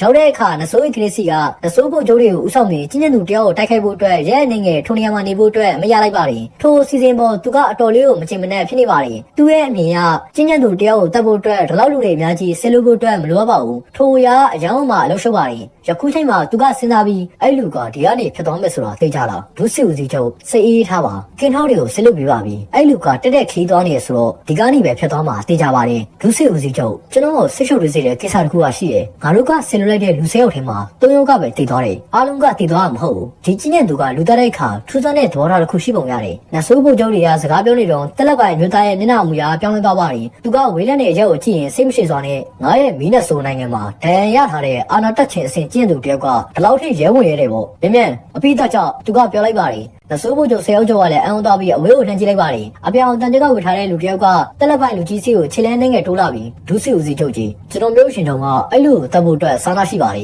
သူကပြောလိုက်ပါတယ်ထိုလူကလည်းခေါင်းညက်ပြလိုက်ပါတယ်နဆိုးဖို့ကျုပ်ရှင်တော်ကခြေတလန်းတိုးပြီးအစိမ်းရော်လေးနဲ့တစ်ခုဖြစ်ပြောင်းလဲကဝန်လင်းစီကိုပြန်သန်းသွားပါတယ်ရှင်တော်ရဲ့မျက်လုံးများလည်းအိပ်ဆက်သွားပြီးတစ်ဖက်လူတဲ့စားနာများကိုဖော်ပြနေပါတယ်ဒုစစ်ဦးစီးချုပ်ရဲ့ရှေ့မှာထိုလူကိုလှလှပပတက်ရပါမယ်ဒုစစ်ဦးစီးချုပ်ရဲ့အာယုံဆိုင်မှုရရှိနိုင်ရင်အောင်မြင်မှုလမ်းကြောင်းပေါ်ရောက်ရှိပါလိမ့်မယ်ဒဏ်ရာရထားတဲ့အာနာတက်ချင်အဆင့်ကျင်းတဲ့သူငါရဲ့နဆိုးစွမ်းရည်က3သိန်းနီးပါးရှိနေပြီတကယ်အာနာတက်ချင်အဆင့်ကျင်းတဲ့သူတယောက်ကိုတော့ရှင်နိုင်မှုအတွက်ယုံကြည်မှုမရှိပေမဲ့မင်းရဒဏ်ရာရထားတယ်ဒါကြောင့်မင်းတို့တဘောကခက်ခဲမှာမဟုတ်ဘူးတစ်ဖက်ချင်တဲ့ဆန္ဒဝယ်လင်ကပြန်တန်းနေစဉ်သူ့ရဲ့မျက်လုံးများနေရအောင်အလုံးကျုံပါဝင်နေပြီးတစ်ဖက်လူစိတ်နဲ့တိုက်ခက်လူစိတ်ကသူ့စိတ်ကိုလှုပ်ဆောင်နေပါတယ်ရက်လိုက်စမ်းရင်တုံကပြန်တန်းနေအော်ဟိလိုက်ပြီးတော်လုံးစီတဲ့အကျိုးတရားမှုတစ်ခုကိုဖန်တီးဖို့သူ့ရဲ့နဆိုးစွမ်းရည်အားလုံးကိုထိုတန်လေးကိုထည့်သွင်းလိုက်ပါတယ်ထိုကျေလောင်တဲ့အော်ဟိတန်ကမြို့တစ်မြို့လုံးမှာပိတ်နေထက်နေတဲ့မွေးကြပြတ်နေလိုပါပဲစစ်သားတသိန်းအားလုံးကအာယုံဆိုင်လာကြပြီးတစ်ဖက်ချင်းအငွေတန်ပဝင်းချင်းကိုလွှတ်ချုံသွားပါတယ်ဒုစစ်ဦးစီးချုပ်ကပါရမီရှင်တွေပေါ်အားကြတဲ့အမူအရာကိုပြသပြီးဒီရင်တုံကမစိုးပါဘူးလူတွေကိုဖိအားပေးဖို့အတွက်အငွေတက်ကိုဘယ်လိုအသုံးပြုရမလဲဆိုတာသူကသိတယ်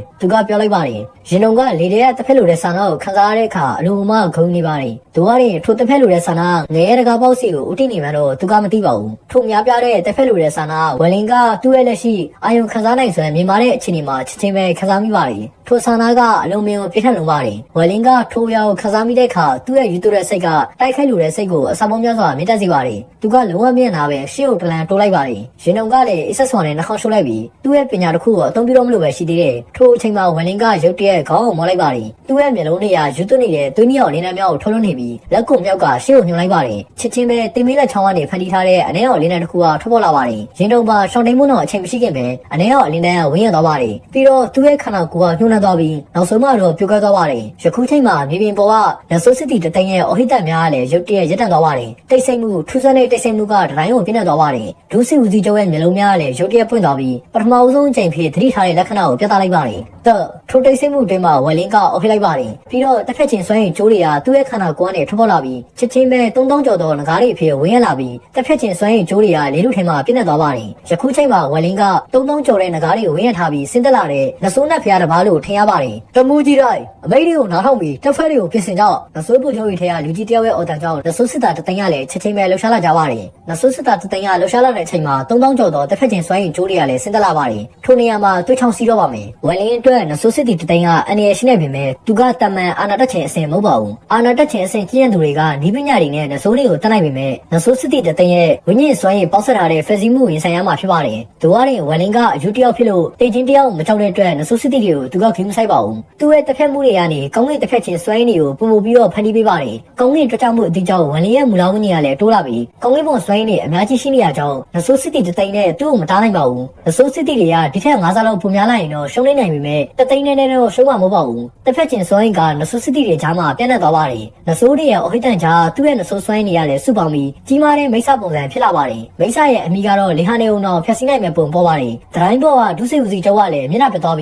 ားပြီးအဲ့လိုကိုတက်သူကမပေးလိုက်ပါတယ်နဆိုးကိုကျုပ်တွေကလည်းဝင်လင်းစီကိုတခုံတိုးချီတက်လာပါတယ်ဝင်လင်းကလည်းတက်ခက်လူတဲ့စိတ်ဆန္ဒအမွှေးတက်ဆယ်ခုကျော်ကိုခံစားမိပါတယ်သူကနှိမ်မြန်စွာနဲ့ယူရရပြီးညာဘက်လက်ညိုနဲ့ထိုးလိုက်ပါတယ်တင်မင်းလောကလက်ညိုအာနာတက်ချင်အစဉ်ကျင့်ကြံမှုကိုအသုံးပြုတဲ့တင်မင်းလောကလက်ညိုကတင်မင်းလောကကိုဆင့်ခေါ်လိုက်ပါတယ်သူ့ရဲ့နယ်ပယ်နဲ့မူလာဝိညာဉ်ကိုပေါင်းဆက်ပြီးတဲ့နောက်ထိုလက်ကအသက်ရှင်ခြင်းနဲ့တည်ခြင်းရဲ့ပြောင်းလဲမှုကိုကိုစားပြုပါတယ်လက်ကပေါ်လာတဲ့ချိန်မှာမိုးတိုးတွေကလင်းလက်လာပြီးကောင်းကင်မှာမြေကြီးတစ်စင်းကပေါ်လာပါတယ်မြင်းရီကမှိုင်းညို့ပြီးမြင်းလက်တက်တွေနဲ့ပြည့်နေပါတယ်ဝိညာဉ်တွေကရုန်းကန်နေပြီးရေထဲမှာမျက်နှာပေါင်းစုံကိုမြင်နိုင်ပါတယ်ဝက်လင်းကလက်ကိုဝင်ရလိုက်တော့မြစ်ထဲမှာလှိုင်းလုံးကြီးတွေဖြစ်ပေါ်လာပြီးမိုးပေါ်ကနေသတိုင်းကြီးတွေလိုကျဆင်းလာပါတယ်ရေလွှမ်းမိုးမှုလိုပဲအရာအလုံးကိုဖုံးလွှမ်းသွားပါတယ်တင်မင်းလောကမြင်းရီတွေကကျဆင်းလာတော့ကောင်းကင်ကလည်းမှိုင်းညို့သွားပြီးတေကြီးချင်းချင်းနဲ့ပဲဖြစ်ပေါ်လာပါတယ်ထိုတင်မင်းလောကမြစ်ကဝက်လင်းချင်းချင်းရေးသူ့ရဲ့မူလာဝိညာဉ်နဲ့နေပဲပေါင်းဆက်သွားတဲ့အချိန်မှာသဘောပေါက်ခဲ့တဲ့အရာဖြစ်ပါတယ်ထိုမြစ်ကကောင်းကင်နဲ့မဆိုင်မဲ့ဝက်လင်းကဖန်တီးထားတာဖြစ်ပြီးသူတယောက်တည်းကသာထိန်းချုပ်နိုင်ပါတယ်သူကကောင်းကင်ရဲ့ပြန်လည်ဝစားခြင်းတန်တရားကိုနားလည်သဘောပေါက်ပြီးစနစ်တာကျင့်ကြံနေစဉ်တင်မင်းလောကလူမျိုးနဲ့အစုံမဲ့တင်မင်းလောကမြစ်ကိုဖန်တီးနိုင်ခဲ့ပါတယ်နဆိုးဖို့ကျုပ်တွေကချီတက်လာတဲ့အချိန်မှာမိုးကနေကျဆင်းလာတဲ့တင်မင်းလောကမြစ်ထဲကိုနစ်မြုပ်သွားပါတယ်နဆိုးဖို့ကျုပ်တွေကလည်းအံ့ဩသွားပါတယ်သူတို့ရှေ့ကလူငယ်ကဒီလောက်ထိအစွမ်းထက်မယ်လို့သူတို့ကမထင်ကြပါဘူးဒီပညာတစ်ခုတည်းနဲ့နဆိုးဖို့ကျုပ်တွေကိုဖန်နိုင်ခဲ့ပါတယ်ထိုဒီပညာကိုအပြည့်အဝမြင်နိုင်ပေမဲ့အရေးအယံကိုတော့မြင်နိုင်ကြပါတယ်ဒတိုင်းဘောကဒုစိဦးစီကျုပ်ရဲ့မျက်နှာကလည်းပြောင်းလဲသွားပါတယ်သူကအာအသစ်စွာနဲ့နောက်ကိုခြေလမ်းနဲ့ဆုပ်သွားပါတယ်ဒါမှမဖြစ်နိုင်ဘူးအဲ့လူက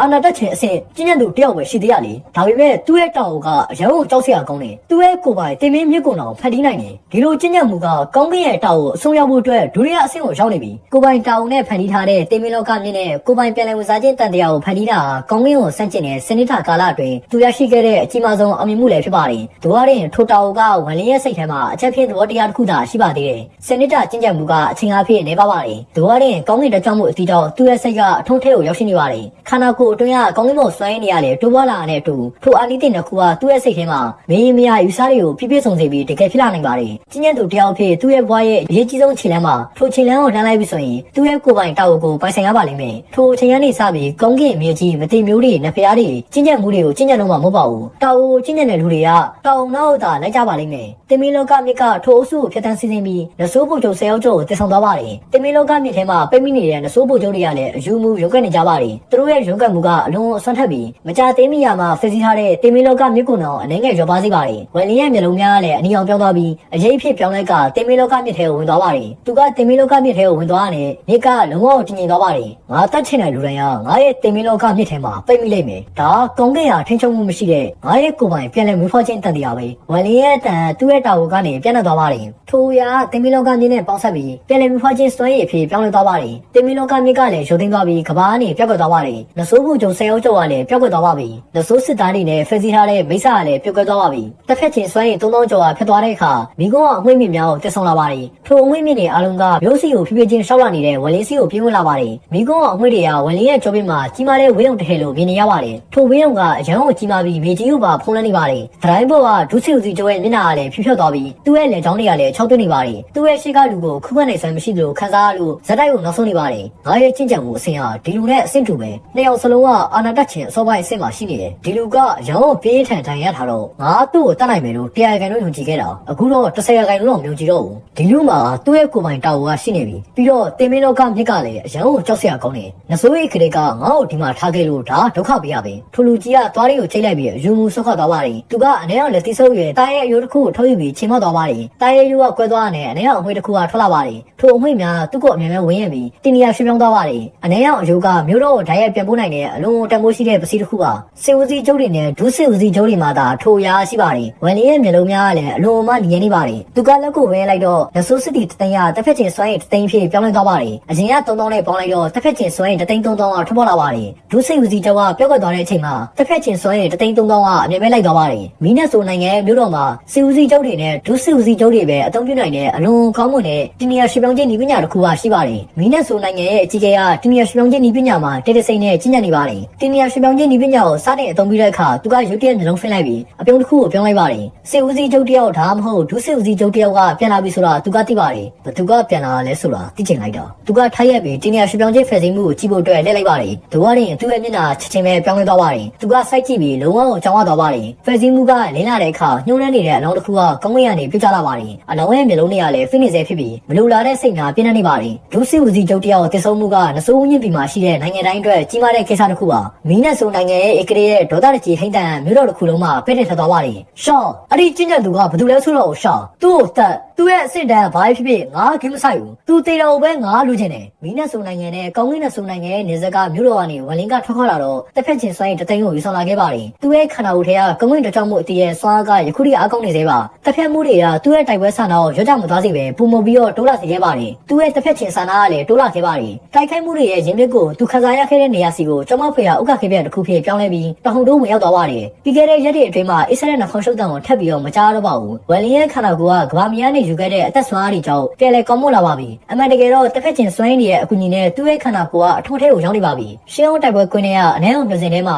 လက်တန်ချက်ကပျောက်ဆုံးနေတဲ့တန်ချက်ကထဲကနေမေဖီရောအလင်းအောင်တစ်ခုကလက်ခနဲ့ဖြစ်နေပြီးထိုတန်ချက်ကရဲ့အရှိမအဖိုးကြီးတယောက်ကဒူထောင်းနေပါတယ်ထိုအဖိုးကြီးကအနည်းအောင်ဝစ်စုံအပြေးဝကိုဝစ်ထားပါတယ်သူကတော့ဟိုပေါကဲခဲ့တဲ့လူပါမကောင်းဆိုးကတန်ချက်ကရဲ့အစိပ်ပိုင်း၃ခုကိုငါပေးမယ်သူ့ကိုတားစီလိုက်ဒီရှင်းအောင်တိုက်ပွဲကွင်းထဲကိုခြေချောက်ခွင့်မပြုနဲ့မျောစင်ထဲကနေနဖျားစကားပဲ့နေထားသွားတော့လက်ကောက်ဝစ်ကကာကွယ်ရေးပစ္စည်းရင်ဘတ်ကာကွယ်ရေးပစ္စည်းနဲ့ပခုံးကကာကွယ်ရေးပစ္စည်းတွေကတန်ချက်ကနေလွတ်ထွက်လာပါတယ်တန်ချက်ကအစိမ်ပိုင်း၃ခုကလွတ်ထွက်လာတဲ့အချိန်မှာအနည်းအောင်ချီမင်းနေဖြစ်ပြောင်းလဲသွားပြီးအဖိုးကြီးရဲ့ဝစားတွေကိုထွက်ပေါက်ဝင်ရောက်သွားပါတယ်အနည်းအောင်ချီမင်းနေကအဖိုးကြီးရဲ့ရေပြားကိုဖြတ်ပြီးသူ့ရဲ့ခန္ဓာကိုယ်တစ်ခုလုံးမှာမြင်ဆန်နဲ့ပေါ်လာပါတယ်ချီမင်းနေကအစမပြတ်လှူရှားနေပြီးနောက်ဆုံးမှတော့ရတက်သွားတဲ့အခါအဖိုးကြီးရဲ့ကိုယ်ပေါ်မှာအနည်းအောင်တန်ချက်ကတစ်စုံကပေါ်လာပါတယ်တန်ချက်ကရုပ်ရှင်ပေမဲ့မကောင်းဆိုးစွမ်းရဲ့အမြောက်များလည်းထွက်ပေါက်နေပါတယ်မကောင်းဆိုးစွမ်းရင်ကနေလမောင်းရွယ်ရေတစ်ခုကလည်းပေါ်လာပါတယ်ထိုရိတ်ကဥကျုံချောင်းနဲ့ရှိတဲ့ရေတစ်ခုဖြစ်ပြီးဝလင်းကဖျက်ဆီးခဲ့တဲ့တော်နဲ့တစ်ထက်တည်းပါပဲအရိတ်ကပေါ်လာတဲ့အချိန်မှာအဖိုးကြီးရဲ့နှဖိုးထဲကိုရောက်သွားပါတယ်အဖိုးကြီးကနာကျင်မှုတွေအများကြီးကိုခံစားနေရတဲ့ပုံရပါတယ်သူ့ရဲ့ခန္ဓာကိုယ်တစ်ခုလုံးကအကျော်တွေဖောင်းကျလာပြီးဝိလက်တဲ့နေရာထိသူ့ရဲ့နာကျင်မှုအော်ဟစ်တန်များပြန့်နှံ့သွားပါတယ်အချိန်တော်ကြာပြီးတော့အဖိုးကြီးရဲ့ခန္ဓာကိုယ်ကတုံ့ပြန်သွားပါတယ်ပြီးတော့သူ့ရဲ့မျက်လုံးတွေကမကောင်းဆိုးအလင်းအောင်များထွက်ပေါ်လာပြီးလေးစားစွာနဲ့ဒီမကောင်းဆိုးကကြော်ကျွန်တော်ကနာခံပါမယ်သူကပြောလိုက်ပါတယ်တော့တန်ချက်ကနေထွက်လာတဲ့မိဖုရအလင်းအောင်ကလည်းအရန်အောင်မှမိနေပါတယ်နဖျားစကားတန်ဖိမန်နေရဆိုတော့ဖော်ပြနေပါတယ်အဖိုးကြီးကတော့ဆက်ပြီးတော့ပြောတော့ပါဘူးသူကထားရက်ပြီးမျောစင်ကနေထွက်သွားပါတယ်ပြီးတော့သူကဝေလက်တဲ့နေရာကိုကြည့်ပြီးခဏစဉ်းစားပြီးနောက်မကောင်းဆိုးအဆောက်တွေထွက်လာကြောင်းသူကအော်လိုက်ပါတယ်သူကပြောပြီးရတယ်ရှေးအောင်တိုက်ပွဲကွင်းတစ်ခုလုံးမှာလေပြေတစ်ချက်တိုက်ခတ်လာပါတယ်ထိုလီကအရန်မှအိဆက်နေပြီးတိုက်ခတ်သွားတဲ့မြေပြင်ကိုအိခတ်သွားစီမယ်ပုံပါပဲထိုမကောင်းဆိုးလီကအဖိုးကြီးကိုပတ်ပြီးတန်ချက်ကဝစ်ထားတဲ့အမျိုးသမီးတစ်ယောက်ဖြစ်ပြောင်းလဲသွားပါတယ်သူမရဲ့မျက်နှာမှာတော့တတူတစ်ခုရှိပြီးသူမရဲ့ခန္ဓာကိုယ်တစ်ခုလုံးဖုံးထားပါတယ်တို့ရတဲ့သူမရဲ့တန်ချက်ကကြောင့်တတူရဲ့အစိပ်ပိုင်းတွေကိုပိတ်ဆို့ထားပါတယ်သူမပေါ်လာပြီးနောက်ဒုတစ်ဖက်ထောက်ပြီးတူလေးမကောင်းဆိုးအဆောက်နဆိုးလေးတန်ရောက်ရှိပါပြီသူကပြောလိုက်ပါတယ်ဝလင်းကသာထိုနေရာမှာရှိမှဆိုရင်ထိုမျိုးသမီးကနဆိုးကိုချိုရှီလီယန်နဲ့ရန်ကိုစစ်တူတယ်ဆိုတာသတိထားမိပါမကြိုက်ခင်မှာပဲမြေကြီးကလည်းတုံသွားပြီးပောက်ကွဲတက်တွေကိုစရိုက်ကိုကြားရပါတယ်အဖိုးကြီးရဲ့အရှိပစ်တယောက်ကမြေပြင်ကရုတ်တရက်ပောက်ကွဲသွားပြီးအနည်းအောင်လက်တစ်ဖက်ထွက်လာပါတယ်အရန်မှာပိတ်ပါတဲ့အဖိုးကြီးတယောက်ကလည်းမြေကြီးထဲကနေတွားတက်လာပါတယ်မြေကြီးထဲကနေတွဲတက်လာပါတယ်သူကတောင်းတိုင်းသားရဲတစ်ခွန်လိုလေးဘက်ထောက်နေပါတယ်သူကခေါင်းလဲပြီးအဖိုးကြီးကိုကြည့်ပြီးတော့ပြောလိုက်ပါတယ်မကောင်းဆိုးအဆောက်မင်းနဆိုးရောက်ရှိပါပြီထိုအချိန်မှာဝင်းညင်ပိုင်းစားတွေကမိုးကုတ်ဆောင်ဝိုင်းကိုဖုံးလွှမ်းနေပြီးဝင်းညင်ငူကြွေးတက်နေတဲ့လှိုင်းလုံးတွေကိုလည်းကြားရပါတယ်ထိုဝင်းညင်ပိုင်းစားတွေကကောင်းကင်ကိုဖုံးထားတဲ့အေးမမိုးတိတ်တစ်ခုကိုဖျက်ဆီးလိုက်ပါတယ်အနည်းအောင်မိုးတိတ်ထဲမှာဝင်းညင်ပိုင်းစားတတန်းထက်မကရှိနေပါတယ်အနည်းအောင်မိုးတိတ်ကပိုက်ကွန်းပုံစံဖြစ်လာပြီးအောက်မှာတော့မကြည်မနှက်ဖြစ်နေတဲ့လူငယ်တယောက်ကဖြည်းဖြည်းချင်းရှောက်လာပါတယ်သူနောက်ကဝင်းညင်ပိုင်းစားအမြောက်များရဲ့အော်ဟစ်တန်တွေကလည်းထုံနေရတွိုင်းမှာပဲ့တင်ထပ်သွားပါတယ်မကောင်းဆိုးအဆောက်ဟိုပါရောက်ရှိပါပြီနဆိုးတောင်တန်းပေါင်း1000ကျော်ဖျက်ကျော်ပြီးတဲ့နောက်အစ္စရေးနှခေါင်းရှုပ်တန်ထပ်ပေါ်လာတဲ့နေရာကိုဝလင်းကပို့ပြီးတော့ရှင်းရှင်းလင်းလင်းသိလာပါတယ်ရဲတော့ကြပြီးတော့အစုံမဲ့စွပ်ပစ်ကွင်းမြစ်ကြီးရှိမှသူကပေါ်လာပါတယ် အပြက်စီးတဲ့မေမတွနိုင်အောင်ကွင်းမြင့်ပေါ်မှာပြန်ချနေပါတယ်။မေပြင်မှာလည်းအကွက်ကြောင်းတွေကပြင်းနေပြီးလေလူကမနစ်မြို့ဖဲနဲ့တစ်ခုကိုတက်ဆောင်လာပါတယ်။ဝင်လင်းရဲ့မျိုးလုံးတွေကတော့သွေးနှစ်ယောက်လွှမ်းနေပါတယ်။ကောင်းကင်တကြောင်မှုအတကယ်တက်ရောက်မှုအောက်မှာရဲတော့ချနေခဲ့ရတာကြောင့်သူ့ရဲ့စိတ်ထဲကိုအသိဉာဏ်အစာပေါင်းများစွာထုတ်ပေါ်ဝင်ရောက်ပြီးယခုချိန်မှာပောက်ကွက်ထွက်ဖို့အနေငယ်လှုပ်ဆောင်မှုလေးတာလိုအပ်ပါတော့တယ်။ထို့ချိန်မှာဝင်လင်းရဲ့စိတ်ထဲမှာတက်ဆိုတဲ့အတွေ့အကြုံတွေရတာရှိပါတယ်။သူကလက်စည်းလိုမျိုးမျက်စင်စွာနဲ့ရွေလျားပြီးကွင်းမြင့်စီကိုတက်တွန်းဝင်သွားပါတယ်။ထို့ချိန်မှာပဲဝင်လင်းရဲ့အောက်ကမြေပြင်ကနေပောက်ကွက်တက်နေရဇလိုက်ကိုထွက်ပေါ်လာပါတယ်။အတန်နောက်ကိုလိုက်ပြီးအဝါမြေကြီးနဲ့လှုပ်ထားတဲ့စူးကြုံတစ်ခုကလေထုကိုဖြတ်ပြီးသူ့စီကိုရုတ်တရက်တွန်းဝင်လာပါတယ်။ထို့စူးကြုံကပေါ်လာတဲ့ချိန်မှာနောက်ထပ်မြေမတွနိုင်တဲ့စူးကြုံတွ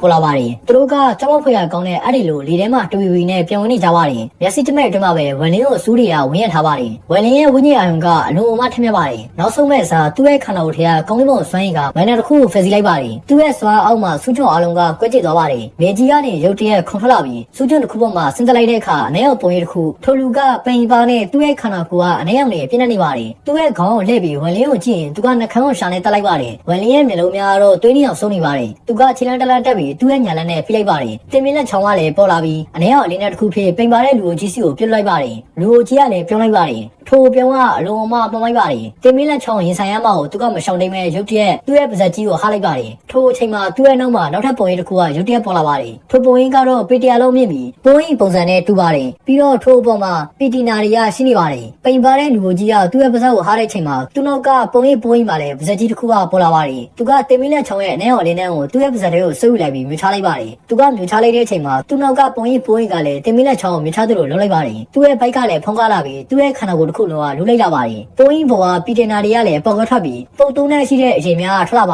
တယ်။လူကိုကြီးကပိန်ပါတဲ့လက်ကိုဆက်ထုတ်လိုက်တဲ့အကြောင်းပုတ်တုံးနဲ့ရှိတဲ့အရေတွေကသူ့ရဲ့လက်ထဲမှာပီတီနာတရုံဖြစ်ဆူဆီးသွားပါတယ်။သူကဝင်လေးကိုမှမိုက်ဆောင်နဲ့စိုက်ကြည့်ရင်ပထမဆုံးအချိန်ဖြစ်စကားပြောလာပါတယ်။ကောင်းလေးမင်းရဲ့ဒီပညာရတော့ရှိတယ်။ငါမင်းကိုလက်ဆောင်တစ်ခုကိုပေးမယ်။ထို့သူပြောပြီးသူ့ရဲ့လက်ထဲကပီတီနာတုံးကြီးကိုမြေပြင်စီကိုပြစ်လိုက်ပါတယ်။ပီတီနာတုံးကြီးကရန်ကုန်မှာမြန်ပါတယ်။လက်စီတမိတ်အတွင်းမှာပဲမြေပြင်ပေါ်ကိုကြောက်သွားပါတယ်။ထိုရပေါက်ကွဲသွားတဲ့အခါပီတီနာတွေကထွက်လာပြီးမြေကြီးနဲ့ပေါက်ဆက်သွားပါတယ်။ချက်ချင်းပဲပီတသောင်းတွင်းရမြေပြင်ကတုံခါလာပါတယ်။မကြခင်မှာပဲမြေကြီးကနေပီတီနာတွေအမြောက်များထွက်လာပြီးရုတ်တရက်ဝေးရသွားပါတယ်။အပြင်ဘက်ခွင်မှာပီတီနာအထူးကြီးထွက်လာမြန်ဆန်နဲ့မြင့်တက်လာပြီးအစွမ်းထက်နေရတစ်ခုကိုဖန်တီးလိုက်ပါတယ်။လူကြီးကလည်းသူ့ရဲ့နှာခမ်းကိုရှာနေတက်လိုက်ပြီးချက်ချင်းပဲပီတီနာတွေထဲကိုပြောက်ကွက်သွားပါတယ်။သူကပြောက်ကွက်သွားတဲ့ပီတီနာနေရကြီးကဗပေါင်းဆုံးကနေရုတ်တရက်ကျုံဝင်လာပါတယ်။ဗပေါင်းဆုံးကနေရုတ်တရက်ကျုံဝင်လာပါတယ်။ထိုရာကျုံဝင်လာတဲ့အတူအေယာမဘောလုံးတစ်လုံးကဖြစ်ပေါ်လာပါတယ်။လူကြီးကပီတီနာဘောလုံးရဲ့အပြင်ဘက်မှာပေါ်လာပါတယ်။မြန်ဆန်နဲ့ကျုပ်လာတဲ့ဘောလုံးကိုစိုက်ကြည့်ရင်သူကခတ်အော်အတန်နဲ့ပြောလိုက်ပါတယ်။လေရဲ့တန်စင်မင်းကဒီမှာရှိစရာမလို။ဒါကြောင့်မင်းကပြန်သွားလို့ရတယ်။ရိုးချင်းတဲ့သူတယောက်ကဒီမှာသူ့စိတ်တိုင်းကြလိုပဲတဲ့။ငါရဲ့ကုန်းရင်ပီတီနာနဲ့မြေပြင်အနာတွေကြားမှာ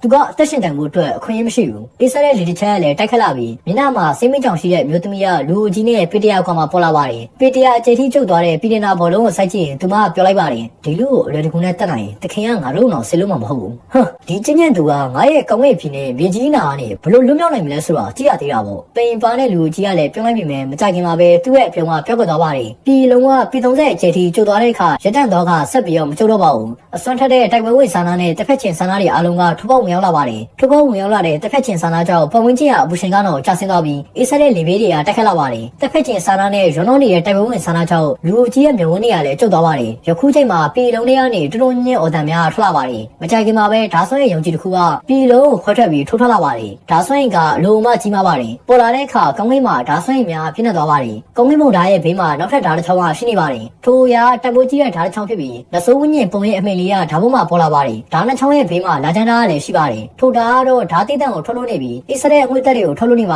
ယ်။ထိုဓာသုံးချောင်းကဝင်လင်းရဲ့နောက်မှာရှိနေပါတယ်။သူကနှစ်ချမ်းကွဲသွားတဲ့ပြည်လုံးတွေကနေဖြည်းဖြည်းချင်းရှော့ထွက်လာပါတယ်။သူ့ရဲ့မျက်လုံးတွေကလည်းကြက်သွေးအောင်ဖြစ်နေပြီးတစ်ဖက်ချင်းနဲ့တိုက်ပွဲဝင်ဆန္ဒထိုးစက်တဲ့အလင်းအောင်တစ်ခုဖြစ်ပေါင်းဆက်နေပါတယ်။လူကြီးရဲ့နှလုံးသားကလည်းတုံးလုံးသွားပြီးဒီလူရဲ့အကြည့်ဟာတမျိုးတော့ချော့စရာပဲ။သူကတွေးလိုက်ပါတယ်။ဝင်လင်းကထွက်လာတဲ့အချိန်မှာသူရှိကလက်နဲ့သုံးချောင်းကလူကြီးနဲ့မိမလေးစီကိုထိုးထွက်သွားပြီးအလင်းနဲ့သုံးခုဖြစ်ပြောင်းလဲပစ်ခတ်လိုက်ပါတယ်။အမျိုးသမီးရဲ့မျက်နှာကလည်းမှိုင်းညွတ်သွားပြီးနောက်ကိုတလန်းဆုပ်ကချက်ချင်းပဲပြောက်ကွက်သွားပါတယ်။အနည်းကိုလာကျန်တာကလည်းရုတ်တရက်ဓာလက်စီကိုထုတ်လို့လိုက်ပြီးပြောက်ကွက်သွားပါတယ်။ညီညွတ်တန်နေနဲ့ဓာနဲ့တိုင်းပြီးတဲ့အတန်တွေကပတ်ဝန်းကျင်မှာအမြန်ဆန်နဲ့ပိတ်နေထပ်သွားပါတယ်။လူကြီးရဲ့မျက်လုံးများကလည်းအစ်ဆက်သွားပါတယ်။လက်နဲ့သုံးချောင်းကိုသူကလက်မကြည့်ပဲလက်နဲ့လောကပ်ပုံစံလုပ်လိုက်ပြီးကဘာမီတင်ရတော့သူကအော်လိုက်ပါတယ်။လူကြီးရဲ့ပတ်ဝန်းကျင်ပြည်တောင်းကွာဝေးမှာမြေကြီးတွေကတုံခါလာပါတယ်။မြေကြီးတွေကတုံခါလာတဲ့အမျှအလင်းမြတ်တွေကလည်းပေါ်လာပြီးမြန်ဆန်နဲ့ကျေပြန့်လာပါတယ်။လူကြီးရဲ့မျက်နှာပေါ်မှာပေါက်တဲ့အနာတွေလိုပဲမြေကြီးမှလည်းပေါက်နေပါတယ်။လူကြီးကပေါက်ကွဲသူကအော်လိုက်ပါတယ်။ထိုအချိန်မှာသူ့ရဲ့စွမ်းရည်တွေကတခုံတိုးတက်လာပြီးမြေကြီးကအနာအလုံးကချက်ချင်းပဲပေါက်ကွဲသွားပါတယ်။ရှူလီကိုကလည်းကောင်းကင်ဘုံဓာတ်နဲ့ ကနေထွက်လာပြီးလူကိုကြီးကိုဆဲဆိုလိုက်ပါတယ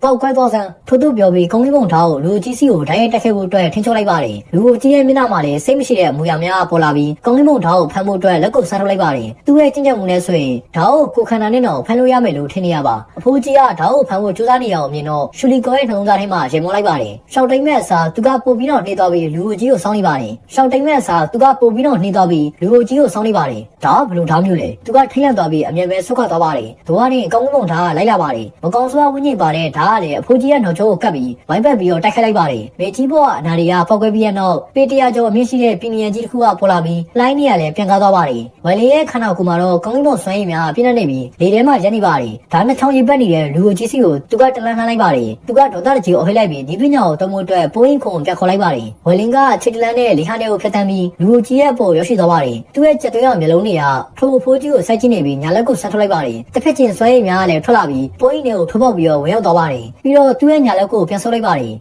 ယ်ဆွဲထုတ်လိုက်တဲ့အချိန်မှာစုပ်ပဲတန်တစ်ခုကထွက်ပေါ်လာပြီးလူကိုကြီးရဲ့နောက်ကျောကနေကိုဆက်ဖျက်လိုက်ပါတယ်ဝယ်လင်းရဲ့မျိုးလုံးများလည်းတောက်ခါသွားပြီးထိုးရောက်နောက်ကိုပြလိုက်ပါတယ်ပြီးတော့ညာလက်ကရဆက်စွာနဲ့ဆက်ထုတ်လိုက်ပါတယ်အခွန်ကလေထဲမှာပောက်ကွဲသွားပြီးပြည်တွေမြောက်များလည်းပန်းထွက်လာပါတယ်လေဟန်နဲ့ထဲကနေတူတူညညူတန်တစ်ခုကလည်းထွက်ပေါ်လာပါတယ်ပောက်ကွဲသွားတဲ့နေရာမှာလေတချင်းရဲ့ခန္ဓာကိုယ်ကပေါ်လာပါတယ်သူ့ရဲ့မျက်နှာဖြူဖြူနေပေမဲ့မျိုးလုံးတွေကတော့ပို့ပြီးတော့မှိုင်းညွှန်းနေပါတယ်လာချန်တာကလည်းသူမရဲ့နောက်ကနေထိုးလိုက်ပါတယ်လက်ကိုဝင်လိုက်တော့ငွေရောင်ဓာတ်တစ်ချောင်းကသူမရဲ့လက်ထဲမှာပေါ်လာပါတယ်တထုတွေတိုင်းပြီးတဲ့အတန်ထွက်ပေါ်လာပြီးတဲ့နောက်လာချန်တာကနောက်ကိုပြန်ပြီးတော့တွထုတ်ခံရပေမဲ့လေတန်စင်ကချင်းလဲနိုင်ငံနောက်ကိုဆုတ်သွားပါတယ်ထိုနေရာကိုရောက်ချင်းမှပဲလာချန်တာနဲ့တိုက်ခိုက်နေရပြီးပိုးရင်ကကွဲသွားလို့သူမကိုသူမထုတ်ပေါ်လိုက်ရပါတယ်ပိုးရင်ကကျင်းမပြီးသွားတဲ့နောက်လူကိုကြီးကသွေးရပြီးမြို့ကြီးနိုင်တဲ့အမူအရာကိုပြသလိုက်ပါတယ်ယခုချိန်မှာဝင်လင်းရဲ့လက်ကထမှန်ဖိနေလိုက်ပြီးတင်မင်းလက်ချောင်းကလည်းထမှန်ပြီးတော့ပေါ်လာပါတယ်ဒီတစ်ခါမှာတော့အနေအောင်အနေနဲ့ယူသွဆွာနဲ့ထွက်ပေါ်လာပြီးအရန်အောင်မြန်ကလူကိုကြီးနဲ့အရန်အောင်မှနီးကပ်နေပါပြီပေါ်လာချင်းချင်းပဲသူ့ရဲ့ရှေ့ကိုရောက်နေပါပြီသူကထိတ်လန့်ပြီးပါးစပ်ကိုဟပြီးအနေအောင်လင်းအောင်မြချလိုက်ပါတယ်အနေအောင်လင်းအောင်မြချလိုက်ပြီးမြပျောက်ကွက်မသွားပဲသူ့ရဲ့ပါးစပ်ကနေထွက်ပေါက်မြောက်သွားပါတယ်ထိုအချိန်မှာပဲလေတန်စင်ကသူမရဲ့လက်ထဲကဓာတ်ကိုပြစ်လိုက်ပါတယ်ဓာတ်နဲ့လာချန်တာကလည်းတိုက်ခိုက်ကြပါတယ်ပြီးတော့သူမရေခဲတက်မီလိုဖြစ်သွားပြီးကြော်ပေးထားတဲ့ဝင်လင်းစီကိုတိုးဝင်သွားပါတယ်လေကအရန်အောင်မှမြင်ပါတယ်သူမကဝင်လင်းရဲ့နောက်ချက်ချင်းပဲလိုက်သွားပါတယ်ဝင်လင်းကတော့ခေါင်းမလဲပဲသူ့ရဲ့တုံလုံးအိတ်ကိုထိလိုက်ပါတယ်ဝင်းညင်ကြဘုတ်ကလည်းသူ့ရဲ့လက်ထဲမှာပေါ်လာပါတယ်ရှည်လျားတဲ့ကြဘုတ်ကအနှဲအောင်ဖြစ်နေပြီးဝင်းညင်ကိုတုံလုံးစိနိုင်တဲ့အချိန်ကိုလည်းထွက်လို့နေပါတယ်လေတန်စင်ကနီးကပ်လာတဲ့အချိန်မှာဝင်းညင်ကြဘုတ်ကရုတ်တရက်လှုပ်ရှားသွားပါတယ်ခြေလောင်နဲ့ပေါက်ကွဲတန်တဲ့အတူလေတန်စင်ရဲ့ဝမ်းနဲ့ဖိရညီးတန်လည်းထွက်ပေါ်လာပါတယ်သူမကလေခါနဲ့ထဲမှာလွတ်စစ်သွားပြီးမျက်နှာမှာလည်းအနီအောင်ကြဘုတ်ရကြီးကပေါ်လာပါတယ်ပထမဆုံးအချိန်ဖြစ်သူမရဲ့မျက်လုံးထဲမှာအန်တစ်မှုများပေါ်လာပါတယ်ယခုချိန်မှာသူမတက်ချင်တဲ့စိတ်မရှိတော့ပါဘူးအမြဲပဲဆုတ်ခွာချင်နေပါပြီကောင်းကင်အတွက်ကြောင့်မို့အတေးရဲ့လှုပ်ဆောင်မှုကြောင့်ဝင်လင်းရဲ့စိတ်ကအသိစိတ်ပျောက်ဆုံးနေပါပြီထို့ကြောင့်သူလုံးသမျှဗီဇာရပါပဲလာဂျန်နာနဲ့တိုက်ခိုက်နိုင်တဲ့သူမရဲ့အမြန်နှုန်းကသဘာဝအတိုင်းပဲမျက်စမ်းပါတယ်သူမကတော့အရင်တော့မကြံပဲအမြဲပဲဆုတ်ခွာသွားပါတယ်ဝင်လင်းကမတွေးပဲလဝါကိုဖိနေလိုက်တော့အယမလဝါရကသူ့ရဲ့ရှိမှရုတ်တရက်ပေါ်လာပါတယ်ထိုရာမိုးလီဟန်အောင်တော့ကြောင်းစေခဲ့တဲ့နမိတ်မရှိလဝါရပါဝင်လင်းရဲ့တစ်ဖက်ချင်းစွမ်းရည်ကလဝါရထဲမှာရွေလျားနေပါတယ်လမ်းတစ်လျှောက်မှာလေကွေလိုင်းတွေကိုဖန်တီးရင်လဝါရကမြုံနိုင်လောက်အမြန်နှုန်းနဲ့လေတန်စင်ရနောက်လိုက်သွားပါတယ်လဝါရထဲကတစ်ဖက်ချင်းစွမ်းရည်များကလည်းသူမရဲ့ခန္ဓာကိုယ်ထဲကိုဝင်ရောက်သွားပြီးသူမကိုပေါက်ကွဲသွားစေပါတယ်ညင်သားတဲ့လေတစ်ချက်တက်ခတ်လာပြီးဝင်လင်းရဲ့စပင်တွေကလည်းလွတ်ပြတ်သွားပါတယ်သူကအဝေးကိုဆက်လျှောက်သွားပါတယ်သူ့ရဲ့အရှိမလက်နက်၃ခုကရှိနေပါတယ်မြေပြင်မှာတော့အသားစုပုံနဲ့အစုံမဲ့တင်မေးရှင်ကောင်များကိုထွက်လို့နေတဲ့ရုပ်လောင်းတစ်ခုကရှိနေပါတယ်အနေအောင်မျိုးစင်တွင်းကမီးရောင်မမီနီကလည်းရခင်ရထက်ပို့ပြီးတော့တလက်လက်နဲ့တောက်ပနေပါတယ်မီးရောင်မမီနီထဲမှာကြောင်းတောက်တောက်မှုများကလည်းရှိနေသလိုပါပဲထိုကဲ့သို့အခြေအနေမျိုးကနှစ်ပေါင်းများစွာအတွင်းမှာတစ်ခါမှမဖြစ်ဘူးပါဘူးဒီလိုဝါရပဲသူကအဲ့လိုနဲ့ဒါပတ်သက်မှုရှိနေတာလားသူကလည်းဒီမှာရှိနေမလားထိုနယ်ဖျားရင်ကိုအသိစိတ်ထဲမှာထိတ်လန့်မှုရဲုံများရှိနေပါတယ်ပုံမှန်အားဖြင့်သူ့ရဲ့စိတ်ဆွမ်းအားနဲ့ဆိုရင်ထိုကဲ့သို့ထိတ်လန့်မှုမျိုးကဘယ်တော့မှမပေါ်လာပါဘူးတို့ရရင်ထိုလူကအရုံးမှကြောက်စရာကောင်းပါတယ်သူ့ရဲ့ကျင့်ကြံမှုနဲ့တော့ထိုလူကြောင့်စဉ်းစားမိတိုင်းသူ့ရဲ့နှလုံးသားတုံးလုံးသွားတဲ့ထိပါပဲဒီလူရဲ့လွားရနေကအများကြီးကိုခေါ်ချပေမဲ့80ရာခိုင်နှုန်းကသူ့ရဲ့မန်နယ်နဲ့ဆင်တူတယ်ဒါတိုက်ဆိုင်မှုလားဒါမဟုတ်ဝန်လင်းတောင်းရနေမိုးချိုးပစ်တန်တို့အတန်ကျဲကြီးတစ်ခုကပေါ်လာပါတယ်ထိုအတန်ကလူတယောက်စီကနေထွက်ပေါ်လာပြီမဲ့ဝင်းကြီးတန်တရာစီကနေထွက်ပေါ်လာတယ်လို့လည်းခံစားရပါတယ်ထိုအတန်ကပေါက်ကွဲတန်နေလို့ရောက်ရှိလာပါတယ်ကောင်းကင်မှာလည်းအချောင်းပြောင်းသွားပြီးထိုအတန်ကလွယ်ပြီးဘာမှမကြံတော့တယ်လို့ပါပဲဝန်လင်းရဲ့လှုပ်ဆော်ထားတဲ့မူလဝိညာဉ်ကထိုအတန်ကိုကြားတော့သတိပြောင်းဝင်လာတဲ့လက္ခဏာများကိုပြလာပါတယ်သူ့ရဲ့မျက်လုံးတွေကလည်းသွေးနှီးအောင်ဖြစ်နေသေးပါဒူဝါရင်ထိုအချိန်မှာတော့ထုံးလင်းနေတဲ့အလင်းရောင်တစ်ခုကပေါ်လာပါတ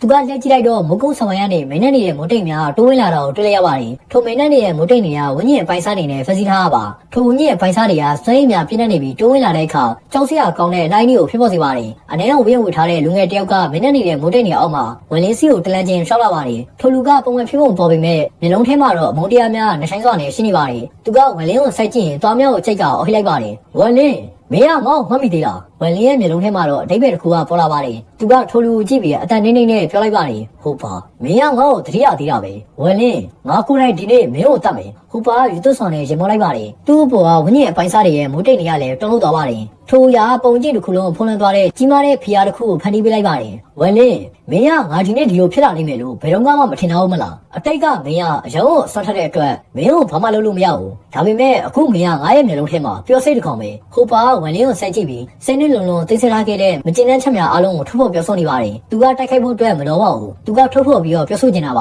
ဝန်လင်းရဲ့အတန်ကတော့ညီတန်းနေသေးပါတကယ်ပဲငါဘယ်တော့မှဒီလိုဖြစ်လာမယ်လို့မထင်ထားခဲ့ဘူးဟုတ်ပါတော့ယူသွဆွာနဲ့ရင်မောလိုက်ပါတယ်မင်းကငါနဲ့73ကိုဆွန့်ပစ်ခဲ့တော့ကငါတို့ကဘယ်လောက်ထိဒုက္ခရောက်ခဲ့ရလဲမင်းကသိလားအထူးသဖြင့်ငါရဲ့အယူတွေအားလုံးကအချိုးခံရပြီးအဓိကစွဲရည်လမ်းကြောင်းတွေကလည်းဖျက်ဆီးခံရတယ်ငါပုံမိုင်းထောင်တွေမှာနှင်းပန်းကြီးဆက်မှုနဲ့အရှက်ရမှုတွေကိုခံစားခဲ့ရတယ်အဲ့တုန်းကမင်းကဗမာလေငါမင်းကိုကယ်ဖို့အတွက်အချင်းချင်းခေါ်တော့ကမင်းကဗမာလေမင်းရဲ့မျက်လုံးရဲ့ထဲမှာငါနဲ့73ကကစားစရာတွေပဲကမကောင်းစွာနဲ့73ကမင်းရဲ့မျက်နှာအစ်စ်ကိုမတည်သေးတဲ့ယူတယောက်ပဲသူ့ပေါ်ဝင်းကြီးပိုင်းစားတွေကလည်းစိတ်လှုပ်ရှားမှုကိုခံစားရပြီးသူနဲ့အတူအဟိနေကြသလိုပါပဲကံကောင်းထောင်းမစွာနဲ့ကောင်းလေးမှာအမြင်မှန်ရှိပြီးငါ့ကိုတင်မသွားစေခဲ့ဘူးငါ့ကိုဘွားတစ်ကိုပေးပြီးငါရဲ့ဆရာအစ်နဲ့တွတ်ဆုံစေခဲ့တယ်ဒီမှာငါဝင်းကြီးတန်းစင်မှန်တယ်ကိုပြီးတော့လုံးလိုက်ခဲ့တယ်ဝင်းကြီးအပိုင်းစားတန်းတယောက်ကျော်ငါတန်းစင်နိုင်ခဲ့တယ်ဒီနေ့မင်းကတရားမှတေးကြတယ်ဒါပေမဲ့ငါမင်းကိုအလွယ်တကူမတတ်ဘူးမင်းရဲ့ဝင်းကြီးကိုမင်းရဲ့ခန္ဓာကိုယ်ထဲမှာချစ်ပိတ်ပြီးမင်းနဲ့ဆုံနိုင်ငံကိုခုထဲကရက်ဆက်စုံထောင်ထဲကိုပြစ်ခဲ့မယ်အဲ့ဒီထဲမှာတော်တော်နဲ့မသိနိုင်ပဲမင်းကရှက်ရမယ်မင်းရဲ့ဝင်းကြီးကိုထုတ်ယူပြီးဝင်းကြီးအနှံထဲမှာချစ်ပိတ်မယ်အဲ့ဒီနေရာမှာတော့မင်းကိုနှိမ့်တိုင်းနှိမ့်ဆက်မယ်ဟိုပါဝန်လင်းကိုရက်ဆက်စွာနဲ့ကြည့်ပြီးလှောင်ပြောင်တဲ့လေတံနဲ့ပြောလိုက်ပါတယ်မင်းကတင်မေးခဲတဲ့မန်နန်နဲ့မင်းကဒီနေ့အသက်ခံရမယ်လို့တွေးဘူးလားဝင်းကြီးရဲ့ပိုင်းစားတန်တရာဝင်းကြီးရဲ့ပိုင်းစားတန်တရာမင်းရဲ့ခန္ဓာကိုယ်ထဲကိုကျူးကျော်ဝင်ရောက်လာတဲ့ခံစားချက်ကိုမင်းကခံစားဘူးလာ